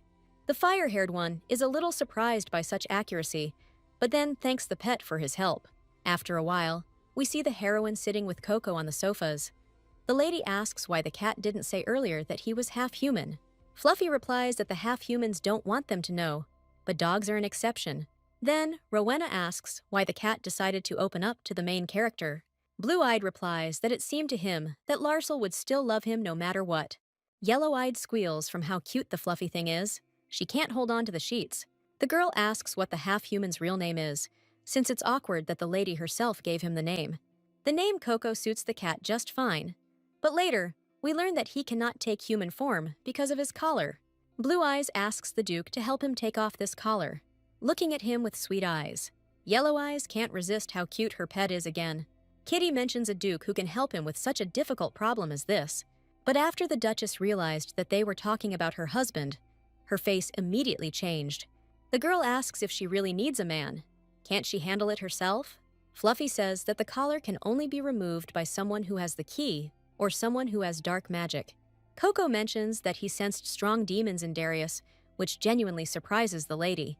Rowena remembers that the first time she met Bluar, he summoned his demon on her. Larcel the Elder remembers that people who have 9 lives can give one of them to a demon. The fire-haired girl says that she doesn't know how exactly a man will react to the fact that Coco is half-human. Blue Eyes reports that the Duke most likely already knows that he is half-human, because they can sense it. Rowena gives in, saying she'll try to talk to her husband about it. The action moves to the next day. We see the main character entering her husband's office. Seeing his beloved at the door, the young man becomes very tense. So what is really going on? It turns out that the girl took Coco with her, who lay calmly in her arms. The white-haired one can't stand it any longer, snatching the pet from the hands of his beloved. Fluffy is not at all happy about this. He is in too much pain from how strong the man's grip is. But Rowena asks her husband to calm down, explaining that she brought the cat here for a reason. The green-eyed one explains that his nose already hurts from the smell of this street cat, which is annoying. How can the yellow-eyed one protect the baby while the kitten asks to be held by the girl? But Bluar doesn't really listen to all these excuses, stopping the furry one, grabbing him by the collar. The man then asks the unforgiven guest to stop spreading his pheromones. Larsel the elder again tries to convince the white-haired cat to release his grip on the cat. The green-eyed man still lets go of the animal from his hands, saying that he is too weak. Blue-eyed immediately hides behind the dress of the only thing that protects him in this office. But the cat decides to have a little fun by sticking his tongue out at his opponent. This makes Darius very angry. The young man is already thinking that it would be better if he killed this creature. The action moves forward a little, where both spouses discuss Coco's problem. But the white-haired one doesn't really want to free the cat because of his disgusting behavior. Fluffy offers a deal. If the Duke removes his collar, the baby will immediately leave the estate. The baby wants to see the whole world, wants to be free, which surprises the main character a little. The Duke asks if the furry one will really leave this estate, to which he shakes his head. Rowena also encourages the man to take action by telling him that he is very generous. The white-haired man is embarrassed by such praise, but the girl herself notes that he really likes it. The next moment, Darius snaps his fingers and shadows appear around his body. The fire-haired girl is surprised by all these shadows near the green-eyed one, thinking that these are those same demons. The shadows immediately move towards the furry friend, who was not so far from the master. Suddenly, the tattered collar on the boy's neck breaks the next second. We see how the cat's paw turns into a human leg, and Coco himself is happy. The fair-haired man says that he hasn't felt such lightness and freedom for a long time. The yellow-eyed one herself is happy that her pet is now finally free. The baby looks really happy, smiling widely with all his teeth. Blue-eyed also looks very handsome. He has the same beautiful eyes and smile. But the child turns out to be naked, which surprises both the elders who are watching all this. The white-haired man quickly closes his beloved's eyes while she tries to come to her senses. The Duke asks the lady to close her eyes. Rowena herself understands everything perfectly, agreeing with this. Suddenly, a wind appears in the room, which immediately attracts the attention of Larsel Sr. The girl hears both boys fighting or something like that, noticing that the boy is running fast. The Duchess tries to figure out how much longer she will have to sit like this with her eyes closed. The blonde-haired man gently kisses the girl on the forehead, thanking her for saving him. Before Rowena could come to her senses, Coco was already jumping out of the window, saying goodbye to the girl. Darius is shaking with anger, while his wife tries to understand what just happened. Green-eyed continues to get mad, saying that the boy is spreading pheromones. The action moves to the main character's room. It is already very dark outside. The fire-haired one stretches. She is really tired today. It was a difficult day. Yellow Eyes remembers her pet, who was ultimately right about the estate. All day long, the main character's maid checked the girls, observing their behavior. The girl remembers something again, breaking out in a slight sweat from excitement. The action is again transferred to what happened in the past. The white-haired man asks if the lady wants to take control of the servants. The green-eyed man is surprised that the girl asks about this, giving her free rein. Fire-haired is determined to get rid of Madame Bloir's influence. The girl once again began to develop another plan for her reign. Suddenly, Rowena hears strange sounds outside her window, becoming a little alarmed. Firehair gets up from her chair, assuming it might be Blue who doesn't come to her. Larsel the Elder comes closer and closer to the window, trying to get a look at the stranger. Suddenly, it turns out to be Coco, looking very upset and worried. The blonde one looks shabby, once again asking for help from his beloved mistress. Yellow Eyes is very concerned about the condition of her charge, running up to him. The girl presses the furry one to her chest, trying to bring him to his senses, but the baby has already lost consciousness. Rowena's hands tremble on the cat's body, asking who could have done this. But the main character tries to bring herself to her senses, thinking that tears will not help matters in any way. The fire-haired girl walks as quickly as possible to her bed, still holding the cat in her arms. Larsel the Elder carefully places Coco on the bed, afraid of hurting him with her touch.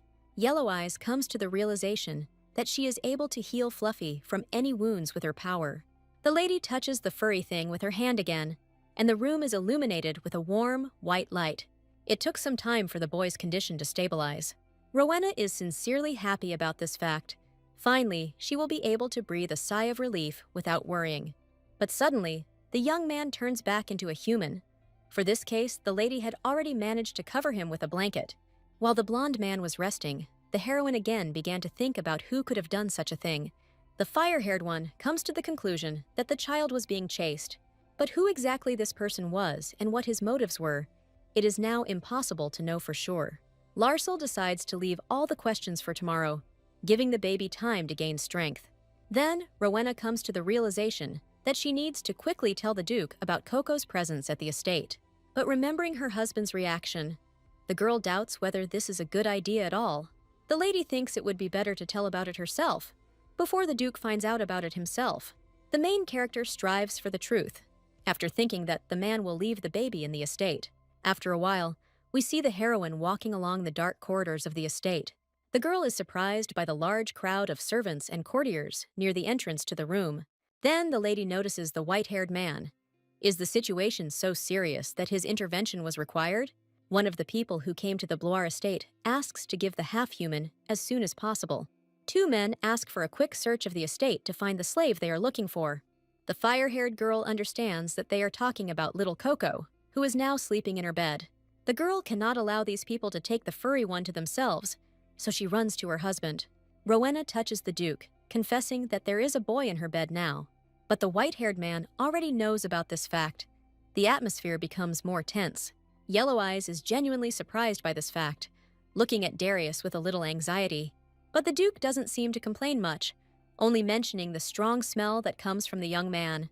The visiting man asks if Bluar is hiding a half-human just because he is the same as a cat. The men are simply disgusting, talking about letting them in as soon as possible.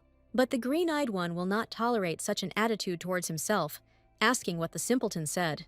But people answer that they act in the interests of the Count of Bilbao, who pays well. The white-haired man doesn't understand why it's so important, when the main character doesn't even know who it is. The cat asks if the visitors can put their lives on the line if they don't find the boy here. Suddenly, one of the maids interrupts this conversation, attracting the master's attention. The girl tells everyone that the same boy is hiding in the mistress's bedroom. The fire-haired girl was shocked by the girl's tact, thinking how she could have said such a thing in front of everyone. The man says that if the yellow-eyed woman wants to own a slave, she must pay for him. The main character thinks that Coco cannot be bought, looking at her husband with a little anxiety. Rowena can't just let the boy go when he's hurt. Should she even trust these people? Bluar suddenly blocks his beloved's path, protecting her from strangers. The white-haired man is genuinely amazed at how brazenly those who burst in are behaving. The green-eyed man will not tolerate his wife being portrayed as a thief, and then having something demanded of him. The cat is extremely furious, asking the strangers how they dared to tarnish the reputation of the Bluar family. One of the dark ones immediately rushed towards one of the men who had arrived, while he was trying to understand what was going on. The stream drops the stranger to the floor, causing the man to gasp loudly in intense pain. The rest of the people who came to take the half-human were very scared of such actions. One of the men is shaking all over, talking about the Duke summoning a demon, breaking out in a sweat. Everyone else decided to escape from the Blois estate as quickly as possible, frightened by the young man. The white-haired man orders Hale to catch up with all these people, and then deal with them. The green-eyed man asks if his beloved is happy with the way he drove away the strangers. Darius then points his gaze at the maids, asking the girl to solve this problem. The fire-haired girl asks what she should do with Coco, but the man gives her complete freedom of action. Yellow Eyes is amazed by such kindness from Bluar, smiling brightly in response to his words. Some time passed, and the main character again finds herself in her chambers, closing the door behind her. The lady is surprised at how carefree the blonde man sleeps, not knowing what is happening. Rowena goes to sleep on the couch, because she can't sleep next to a naked boy. The action shifts to the next morning, and we see the Duke in his cat form. He slowly walks around his property, trying to find something by smell or tracks. Coming to the outbuilding, the white-haired man is happy about his daytime round and that everything is finally in order. Blois is already getting ready to leave, because everything looks as if order really reigns here. But the green-eyed man suddenly hears his wife's voice, which clearly attracts all the attention. The man is very surprised when he sees what exactly is happening in his beloved's garden. We see the fire-haired girl playing with Coco, praising him for his dexterity and the quickness of his movements. Blue-eyed is genuinely happy about the game, immersing himself in it completely, while the Duke is angry. But the young man is distracted by the movements of the main character, who waves the toy with incredible skill. The white-haired man watches the movements of the toy with special interest. because it moves as if it were real. Suddenly, the man jumps from a high fence, which leaves the girl and the cat slightly shocked. The fire-haired one doesn't have time to follow the Duke's movements. The cat quickly snatches the toy. Rowena is genuinely happy about Blue's appearance, as he hasn't visited her for a relatively long time. But Bluar realizes his actions the next second, clearly further about what he has done. The very next second, the cat leaves the toy on the ground, pretending that he doesn't care. But the lady doesn't care much. She's happy that the toy is still in good condition. But the blue-eyed man himself tries to hold back his laughter, blushing heavily. Darius clearly doesn't like this. In his thoughts, he curses the younger one for this whole situation. But the white-haired man decides to endure, because he is too noble a man to be angry with the boy. The baby tugs at the hem of Rowena's skirt, asking her to play with him a little longer, while the man stands nearby. Firehair also leans towards the Duke, asking if he wants to play with them. But the green-eyed man is very confused by the way the lady talks about how good he is at hunting. Coco immediately runs up to his owner, asking if he is not good enough. The Duchess replies that the young man is also good at hunting, to which Coco is pleased with this answer. The boy then asks if the heroine will become his wife if he becomes much stronger. But Darius is simply shocked by such a statement, because he clearly did not expect that the kitten would be his rival. The white-haired man can no longer tolerate this attitude towards himself, after which he hits Coco in the face with his paw. The elder starts a whole fight, but the boy tries to hide from his attacks with the help of Rowena.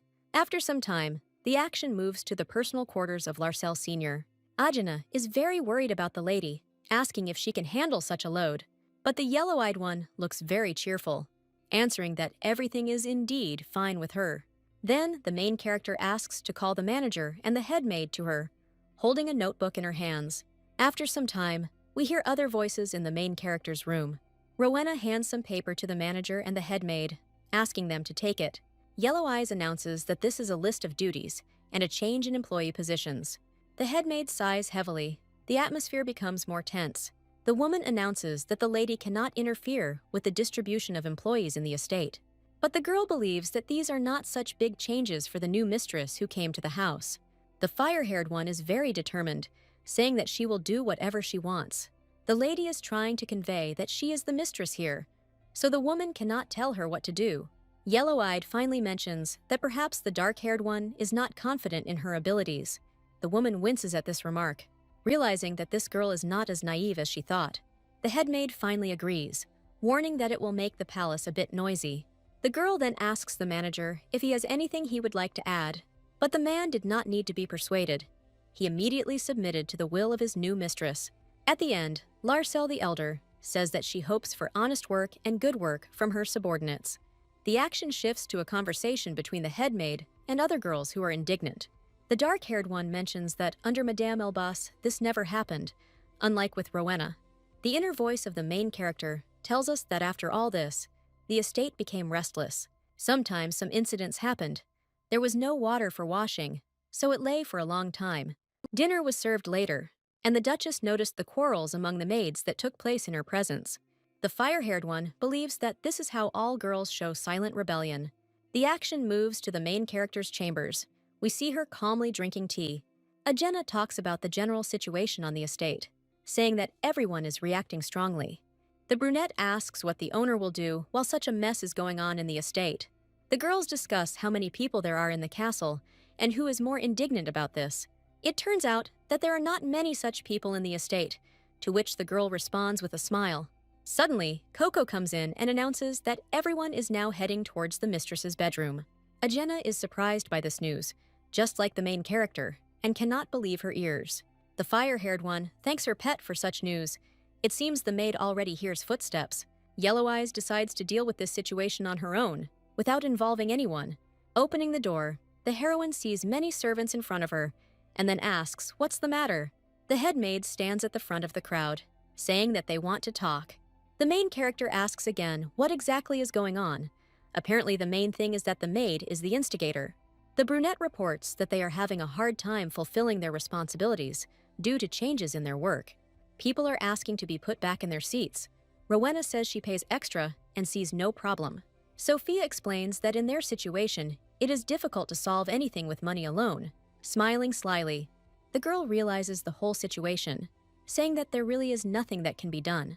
The servants whisper right in front of their mistress, discussing how she cannot cope without them. The main character announces that all the servants present will be fired immediately, to which people are shocked. Rowena says that she is sorry that the servants cannot do their duties, but in that case, they had better leave. The yellow-eyed woman also adds that she is not going to change her decision on this matter. The servants behind Sophia began to talk again, saying that they had trusted the woman. The brunette loudly shouts that she cannot leave this job because she has been working here for so many years. The fire-haired one doesn't care. She asks Agena to prepare a list of people who are looking for work.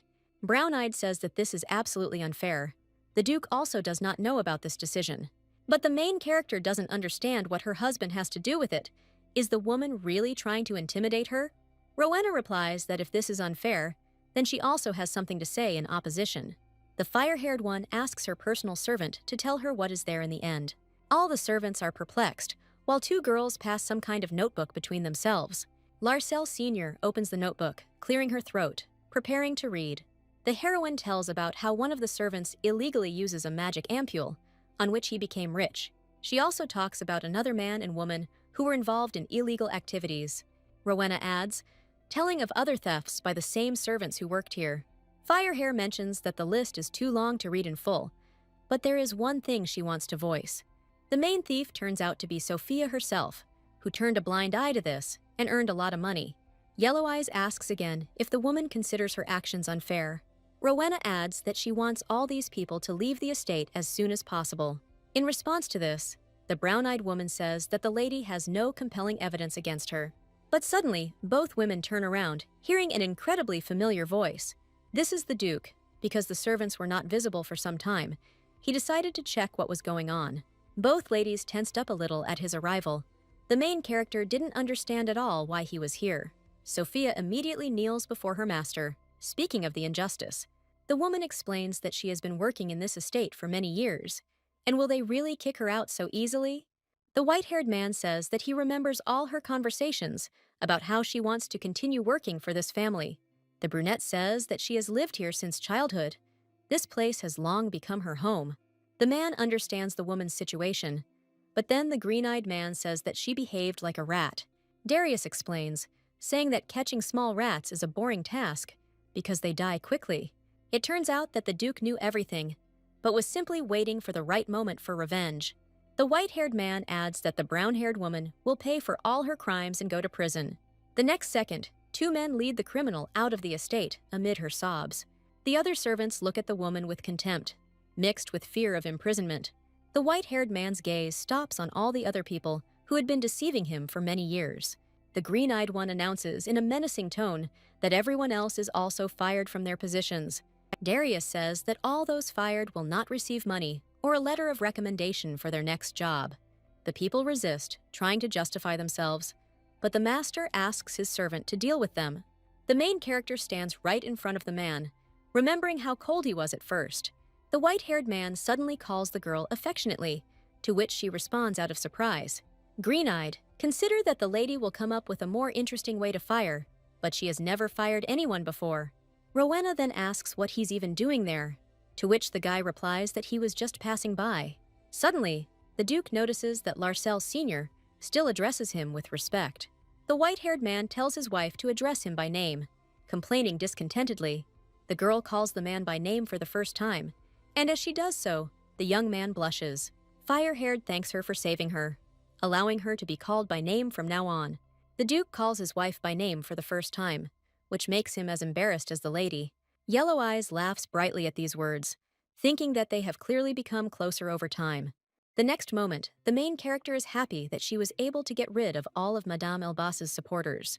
Recently, due to the lack of servants, the lady has been very busy, which is what Coco complains about. But Rowena is only surprised that she didn't notice the cat while she was so busy with paperwork. The blue-eyed one makes soapy eyes, asking the owner to give him at least a little time.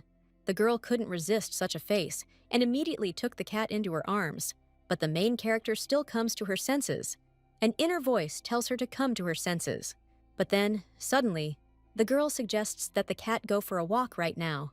Sometime later, we see the heroine walking through the city streets with a cat in her arms. Fluffy asks why they are here, To which the lady replies that she needs to get the demon's heart. Firehair says that it is a stone that can be obtained by beating the rat men. Then Larcel the elder asks the baby to get her such a stone, to which he meows uncertainly. As a result, the lady inspired the younger one. Now he is ready to get her at least a few of these stones. But the Duchess is in no hurry to say that one will be enough for her. But it seems the main character expected too much. The cat does not know how to hunt at all.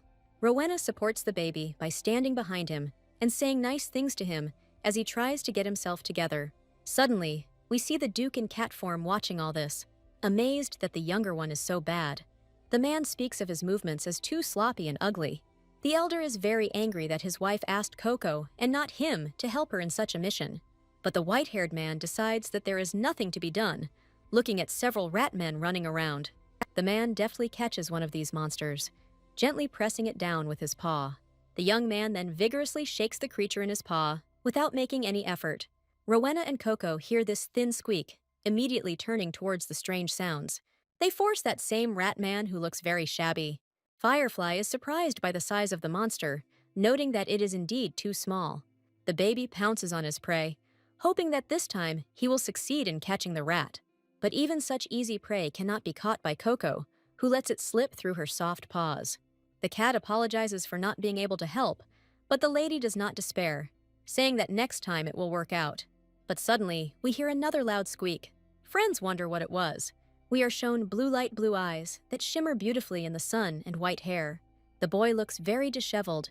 He is holding the same rat in his hands, asking if it is the lady who smells of grass. Coco becomes very tense, immediately asking who this boy is. Rowena guesses that he is half human. But the dark-skinned man does not answer any of these questions, standing as if rooted to the spot opposite. But suddenly, a stranger boy abruptly attacks the main character, which leaves her in shock. The girl stands a little embarrassed, while the white-haired man sniffs her, spinning around the figure. The dark-haired man announces that he really smells very good to the main character, and that she will become his servant. But Coco intervenes in this conversation, pushing the stranger away from the hostess, saying that they are very busy. The young man is genuinely surprised when he hears that both of these people are busy hunting. The dark man learns about the demon's heart, which the girl needs, and demands that the rat give it to him immediately. The monster immediately obeys, starting to emit some kind of incense from its body. The dark-skinned man quickly snatches the very stone that looks like a red diamond. The boy holds out the stone, again insisting that the main character become his servant. But brave Coco is ready to defend his beloved mistress, telling her to run as fast as she can. Yellow-Eyed doesn't understand at all what exactly is going on, but both cats seem to get along well with each other. Rowena notices the stranger's thinness, explaining it by the fact that the boy has been living on the streets for a long time. The girl asks if the stranger has anyone, but he replies that he can take care of himself. The lady asks if the young man has lived alone all this time, surviving only on his own. The atmosphere becomes more tense. The boy replies that he used to have a servant, but he lost the baby. The heroine is concerned that the black man was left here completely alone, or even abandoned.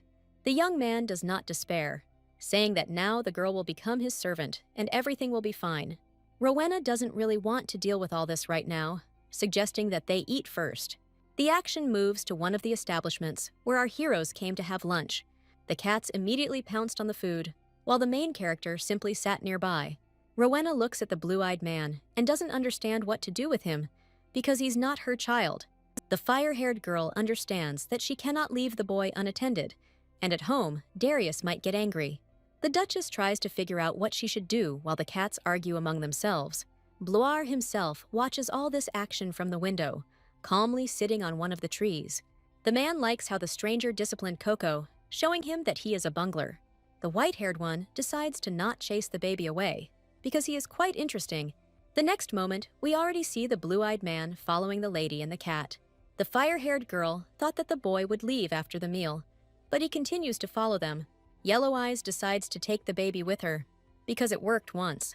But suddenly, something attracts the attention of both the cats themselves and the main character. Little Coco is shaking all over in his arms, indicating that something terribly approaching. Larcel the elder does not understand at all what he is talking about, trying to listen to the source. The next moment, we see a pack of dogs approaching the heroes at great speed. Yellow Eyes can't understand where a pack of dogs suddenly came from, while the cats are shaking with fear. Out of intense fear and anxiety, the stranger transforms into his cat form. At some point, the dogs even surrounded the guards who followed them closely. Rowena also felt fear this time, not knowing what exactly to do. The fire-haired girl rushes to her new acquaintance, thinking that she must protect all the children. Yellow Eyes covers the babies with her body as the dogs get closer. One of the dogs, who is at the head of the pack, lifts its head and begins to howl loudly throughout the street. Everything changes quickly around the girl, creating some kind of indefinite white space around her. The Duchess notices that the loud barking of my dogs is so loud that she can no longer hear it. The lady gets up from the ground, not letting go of the babies from her arms, pressing them to her chest. A man's hand reaches out to her from behind, trying not to draw attention to itself. The fair-haired man says that they haven't seen each other for a long time, calling the lady by name.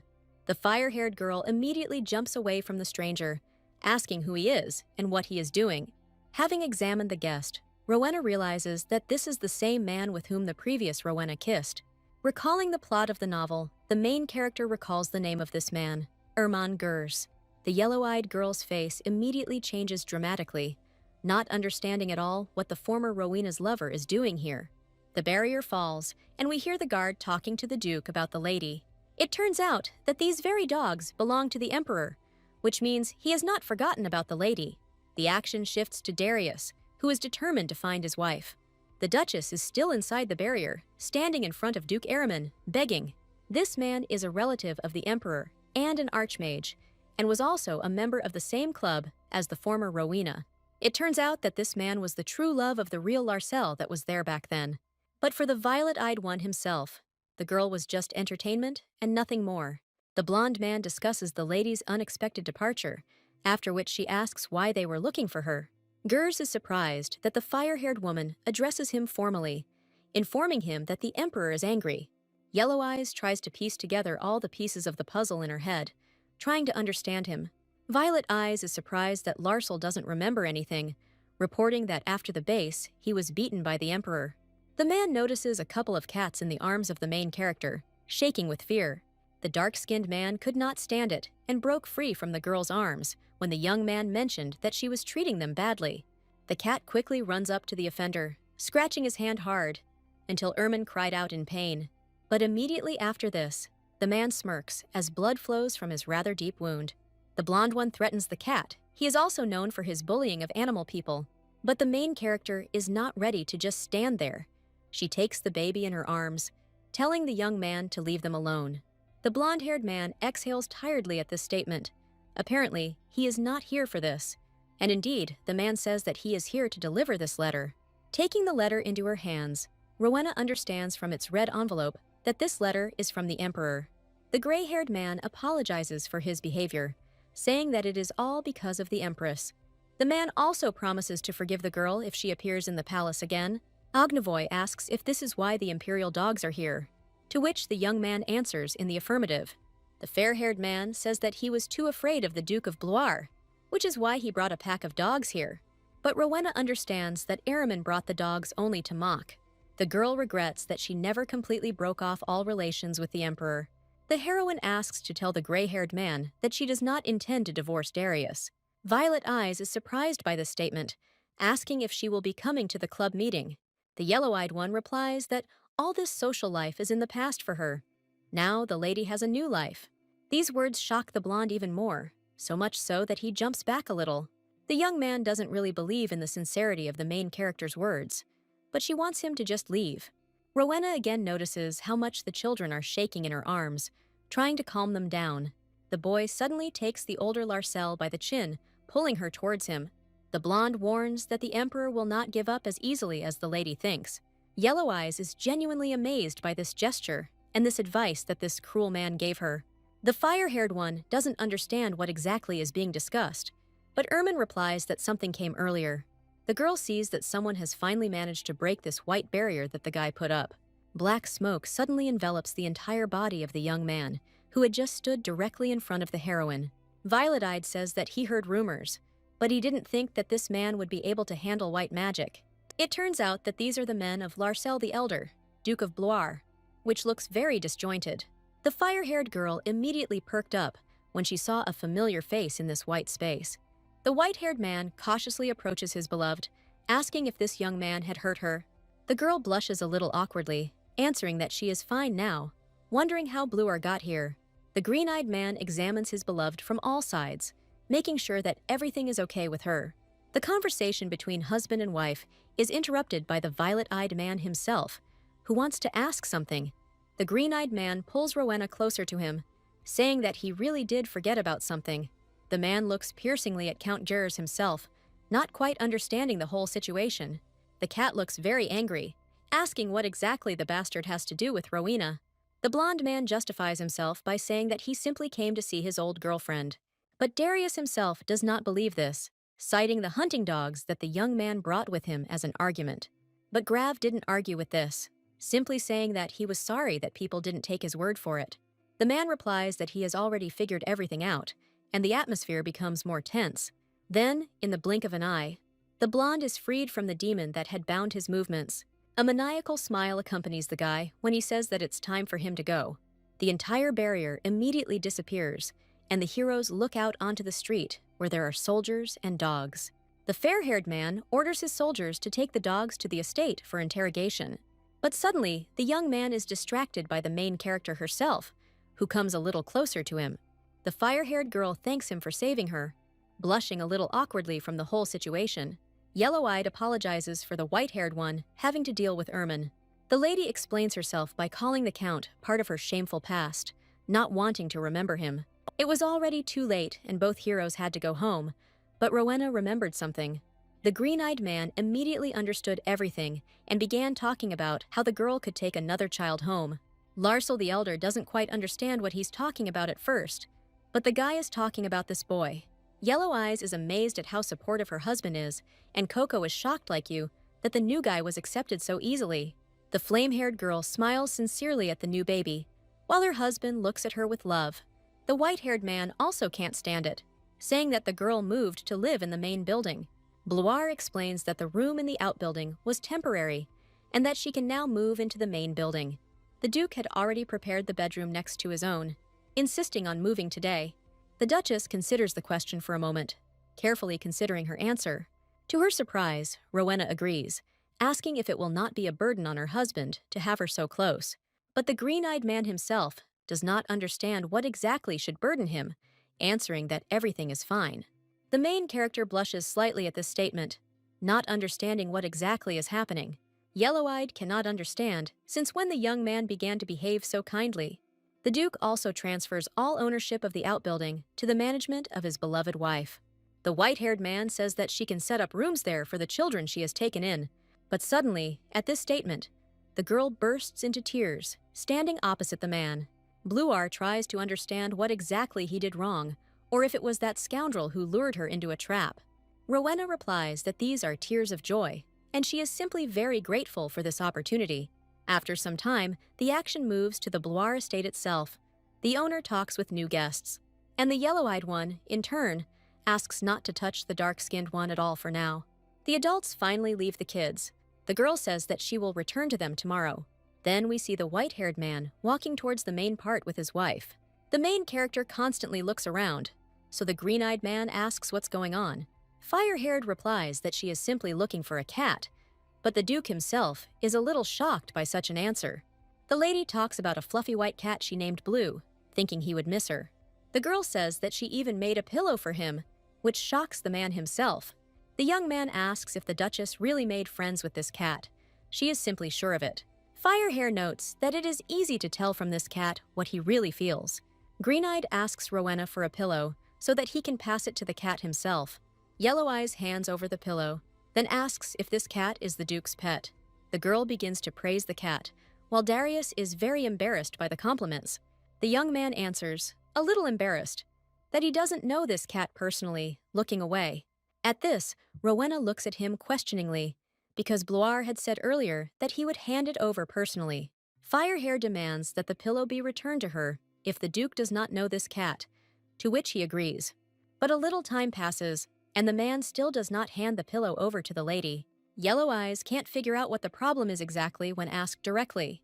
The white-haired man responds to this somewhat mysteriously, saying that he will return the item before he dies. At this, the main character blushes deeply, clearly not expecting such an answer. Larcel Sr. tries to understand what her husband is talking about while he tries to avoid the conversation. The action moves to the main character's room, where she reads a letter from her younger sister. The girl is happy that Rinia has crossed the border and was able to find her place. The older sister was worried that there was no news from the younger one, but it seems that everything is fine. But suddenly, someone interrupts Rowena's tea party, causing her to choke on her tea. The personal maid says that today is a very important day, and you shouldn't sit back. The brunette says that today the lady is moving into the room for duchesses. The brunette also mentions that the duke will most likely drop by Rowena's room today. The maid claims that today the husband and wife will spend a wonderful, romantic night together. But from all these words, the fire-haired girl goes a little crazy. She is in complete shock from what was said. Yellow Eyes tries to understand what's going on, thinking that her personal maid has misunderstood everything. The yellow-eyed girl tries to explain the whole situation, but the brown-haired girl doesn't listen to her at all. The maid understands that there is too little time left for cooking, and she needs to start now. The girl brings 3 more maids, saying that the mistress needs to be prepared for the night. But the main character herself is trying to avoid this whole terrible mess at any cost. The action moves to the Duke's office, where we see his chief servant also standing nearby. The blue-haired man notices that the man is holding the documents upside down, not reading them at all. But the white-haired man says that this is all for him, so the servant can leave this office. The young man began to wonder what was going on with Darius, and whether he would be able to manage the estate properly. It turns out that all this time, the green-eyed man was thinking about that very pillow, because it smelled like Rowena. The white-haired man remembers this night as the best night he had ever had in his entire life. This fact slightly offends the Duke of Blois, because he cannot stop thinking about it. The green-eyed man tries to imagine what would happen if he and the lady ended up in the same bed, but this thought makes him feel ashamed of himself. The man realizes that he cannot appear before his beloved in the form of a cat. The young man has severe head injuries, and he doesn't think that a girl could love him like this. Then the white-haired man says that he is even glad that his wife is so slow-witted. After a while, we find ourselves in the main character's bedroom, seeing her on the bed. The fire-haired one is exhausted, wondering why she even needs to wash so many times. The maids did everything to make sure the night went well, even covering the bed with rose petals. Yellow Eyes thinks that Darius probably doesn't even think about something like that, so why all this? But suddenly, the heroine remembers that she never saw her kittens, although she wanted to so much. The main character thinks that she will see the kittens tomorrow, but today she needs to get a good night's sleep. Yellow Eyes wakes up feeling movement at her feet, as well as something warm. Rowena's eyes widen in surprise, trying to figure out what exactly is going on. The girl throws the blanket back a little, seeing that there is a new kitten lying on her body. The lady asks how exactly the boy ended up here, but he doesn't want to answer. The heroine worries about the baby, asking if he is comfortable living in the outbuilding. Blue Eyes asks why they have to live separately, after which Rowena realizes that he is lonely. The main character admits her mistake, saying that she shouldn't have left him completely alone. The kitten almost immediately and clumsily throws itself into the owner's arms, which makes her understand that the young man is not at all used to being held. Rowena decides that she can sleep in the outbuilding with her kittens tonight. The girl asks if the furry one has a name, to which he shakes his head. Then the lady asks if she can come up with a name for him. Blue-Eyed is very confused by such words, but then answers that she can do whatever she wants. The fire-haired girl asks if the baby likes the name Alex, to which he nods his head affirmatively. Alex almost falls asleep in his owner's arms. The lady also tells him to go to bed. Rowena mentions that she will be with him all night tonight, so the furry one doesn't have to worry. Walking past several trees, the main character does not notice the figure hiding behind them. It's the green-eyed one who looks a little sadly at her receding silhouette. The white-haired man says that Rowena could have kept the cat overnight. There is nothing wrong with that. The action moves to the emperor himself, who interrogates his dogs. The gray-haired man complains to Ermine that he abandoned his army on the battlefield without worrying about them. William doesn't think the Duke of Blois will harm his dogs that he has captured, but the old man is not so sure. The man says that the number is 36, saying that he has a good relationship with Rowena. The emperor asks this time to finally bring the girl to his palace. The action shifts to the main character herself, who apparently just got out of bed. The fire-haired one complains that she was never able to sleep properly because of the constant walking at night. But the yellow-eyed one is brought out of her thoughts by voices asking if the lady is tired during the night. The two maids who prepared the girl for this night look at her with eyes full of hope. Ajena and the other maid say that it is always difficult at first, but then you can get used to it. The girls continue to talk about how the Duke also woke up late today, but Rowena is shocked by these conversations. But the main character remembers that the man's chambers are close by, and it will be awkward if he hears all this. The action moves to Darius's chambers, where his servant says that Count Balbao is asking for compensation for the damages. But the white-haired one looks too sleepy, not answering almost any of the questions. The blue-haired man reports that, judging by the reaction of the elders, they will not leave everything just like that. Bloire looks even more distant. The man tries to open his eyes. The servant asks if they should talk later, as the master looks tired, but he replies that everything is fine. Finally, the blue-haired man says that he will prepare everything for the young man's participation in the Council of Elders. It turns out that the green-eyed man slept too little because he was watching over the lady's safety. The man admits to himself that at the moment he is too infatuated with Rowena. The cat thinks about how he should act with the girl in the future and right now. Darius doesn't fully understand his feelings, but he is sure that he doesn't want to hurt Larcel. The white-haired man wants his wife to always smile next to him, with her sincere smile. Realizing what exactly Bloire was thinking, he immediately blushed and shuddered at his thoughts. The Duke takes the lady's pillows in his hands, not understanding why he suddenly remembered her face. The Duke also comes to the idea that it is necessary to prepare rooms for kittens in the main part of the estate. The guy is suddenly pulled out of all his thoughts by the voice of his beloved calling him by name. Bluar realizes that he needs to hide the pillow that was meant for Blue as quickly as possible. The white-haired man asks to wait a little outside the room to be understanding of the lady's request. After some time, Bluar finally lets the girl into his room and asks what's the matter. It turns out that a letter has arrived from Count Larcel, which talks about the mines that the Emperor promised to give to Rowena, and now her consent is needed.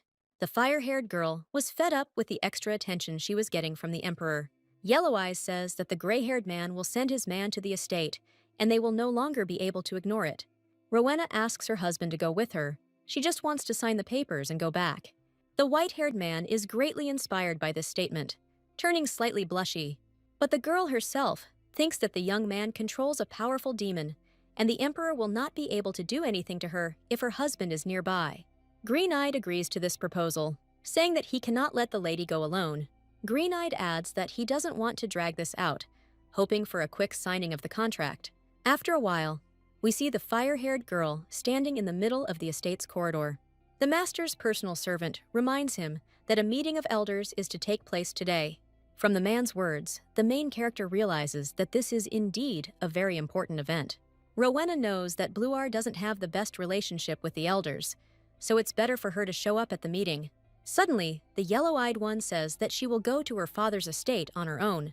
The Duchess explains that since she is Bluar's wife, the Emperor will not do anything strange. The heroine adds that she will take an escort with her just in case, so that no one worries. The white-haired man is a little embarrassed, but says that he will arrive at the estate immediately after the meeting. We also understand that the girl has prepared something just in case, so everything will be fine. And so, after some time, we find ourselves right next to the Larcel estate. After the main character gets out of the carriage, she is immediately met by her mother. The woman takes her daughter by the hands, complaining that last time she left too suddenly. The fire-haired one does not want to argue with the elder one, saying that they brought gifts as a sign of reconciliation. After some time, the action is transferred again, this time to some kind of structure. We see the Duke of Bloire and his personal servant, who informs them that they need to go. The green-eyed man is a little worried, but at the same time he has no other choice, so he is ready to move forward. The only thing the man thinks about is that he needs to finish this meeting as soon as possible. We find ourselves in the midst of a whole meeting of elders who are discussing Larcel herself. After some time, her husband himself arrives and thanks everyone present for the invitation. Bluar immediately disrespects the room, saying that everyone seems to still be alive. The white-haired man sits down in the chair that was specially intended for him, asking to start as early as possible. After some time, the action again moves to the Larcel estate to the main character. Yellow Eyes gives her mother a gift, which she apparently liked. Then the older one changes the subject asking whether her husband has arrived with the kids. Rowena, with a smile on her face, replies that Darius has business today and she came alone. The heroine's mother doesn't even hide the fact that she is happy about the fact that the Duke of Blois did not arrive.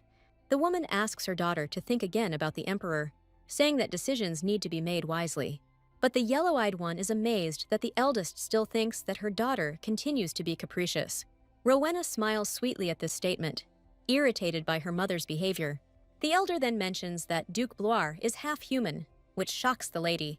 The woman continues to say that this is just a momentary infatuation that will not lead to anything good.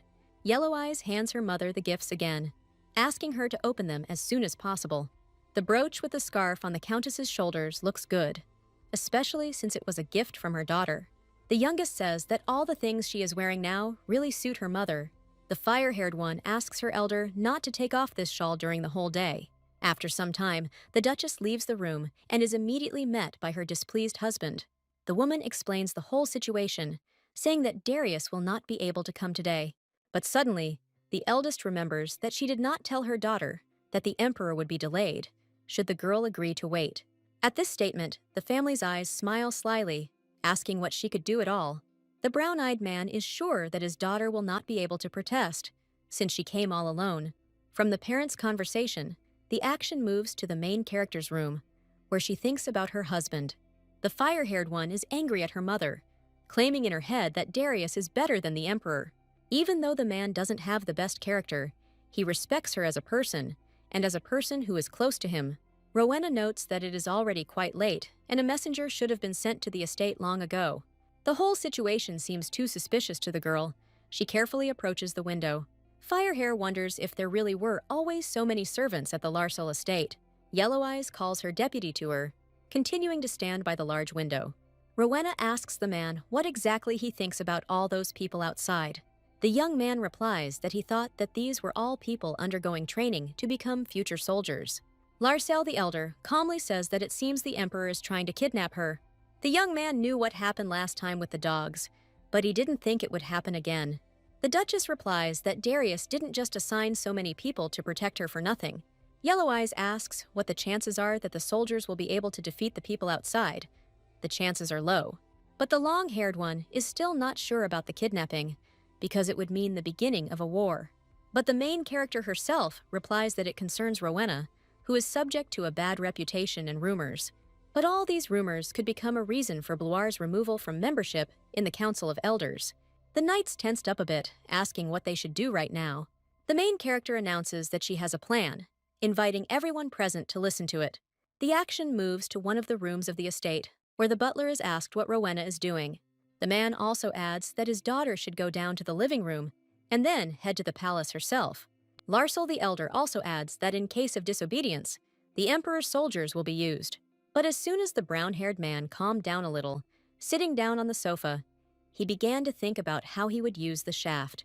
Almost immediately, the servant returns with the Emperor's men, the man himself looking rather poor. The mustachioed man does not understand what happened, asking him to explain, while the young man opposite him gathers his strength. It turns out that Larsel Sr. has disappeared, leaving behind only an open window. There is a commotion in the estate, and the head of the family asks how she managed to pull off such a thing. The man demands that the fugitive be found as quickly as possible and brought to the living room of his estate. The butler replies that the hounds do not smell the lady, although they have searched for her everywhere. Usedi is simply furious. He does not believe the words of the young man, being in great shock from what is happening. Outside the estate, the Emperor's men are chatting about where exactly who was looking.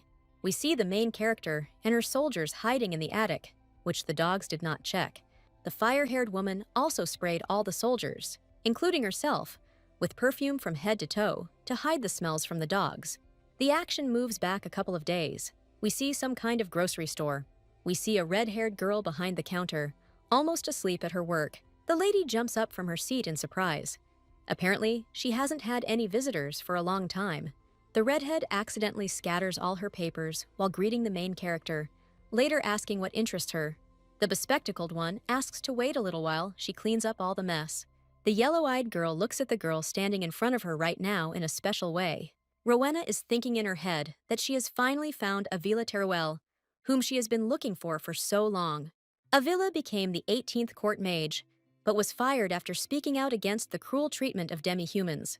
Teruel will later become the main ally of the main character of this novel, the Emperor's daughter.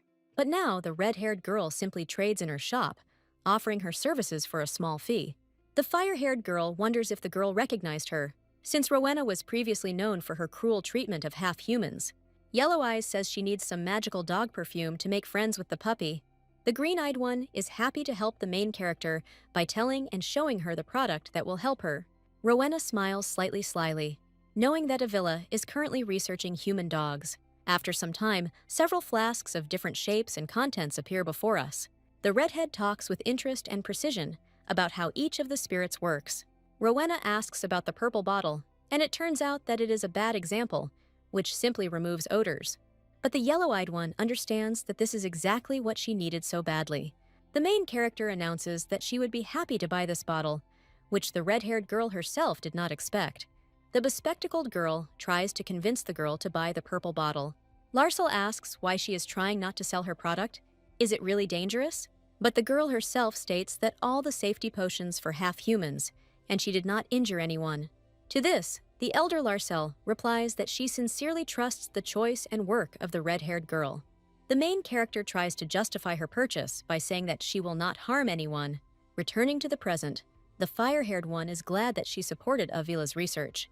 But the main character understands that she only managed to buy a little time and needs to move forward. The next moment, the soldier tells the girl that everything is ready for their immediate departure. The yellow-eyed one, with a determined smile on her face, says that it is time to put her plan into practice.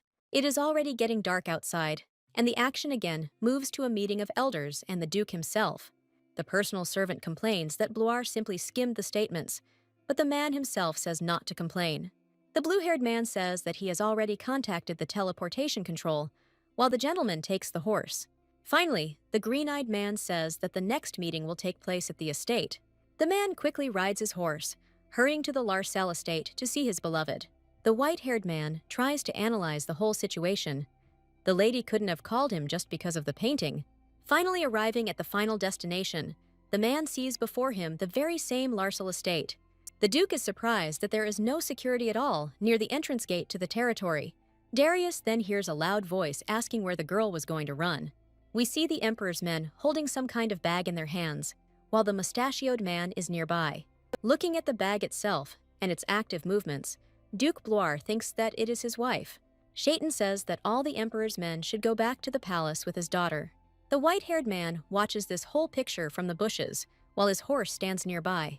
Green-eyed is shocked by this kidnapping, asking where his soldiers are. The man decides to save his beloved when the carriage is leaving the forest. After some time, the carriage finally left the territory of the Larsel estate, while the mustachioed man accompanied it. Suddenly, another of the Emperor's men runs out, indicating that the carriage cannot leave right now. But the man says it's too late now when the boy replies that something strange is happening. The strange thing is that the lady arrived with 5 guards, but only 2 were found, while the others were somewhere in the estate. The brown-eyed man himself does not see anything wrong with this, looking menacingly at the Emperor's man.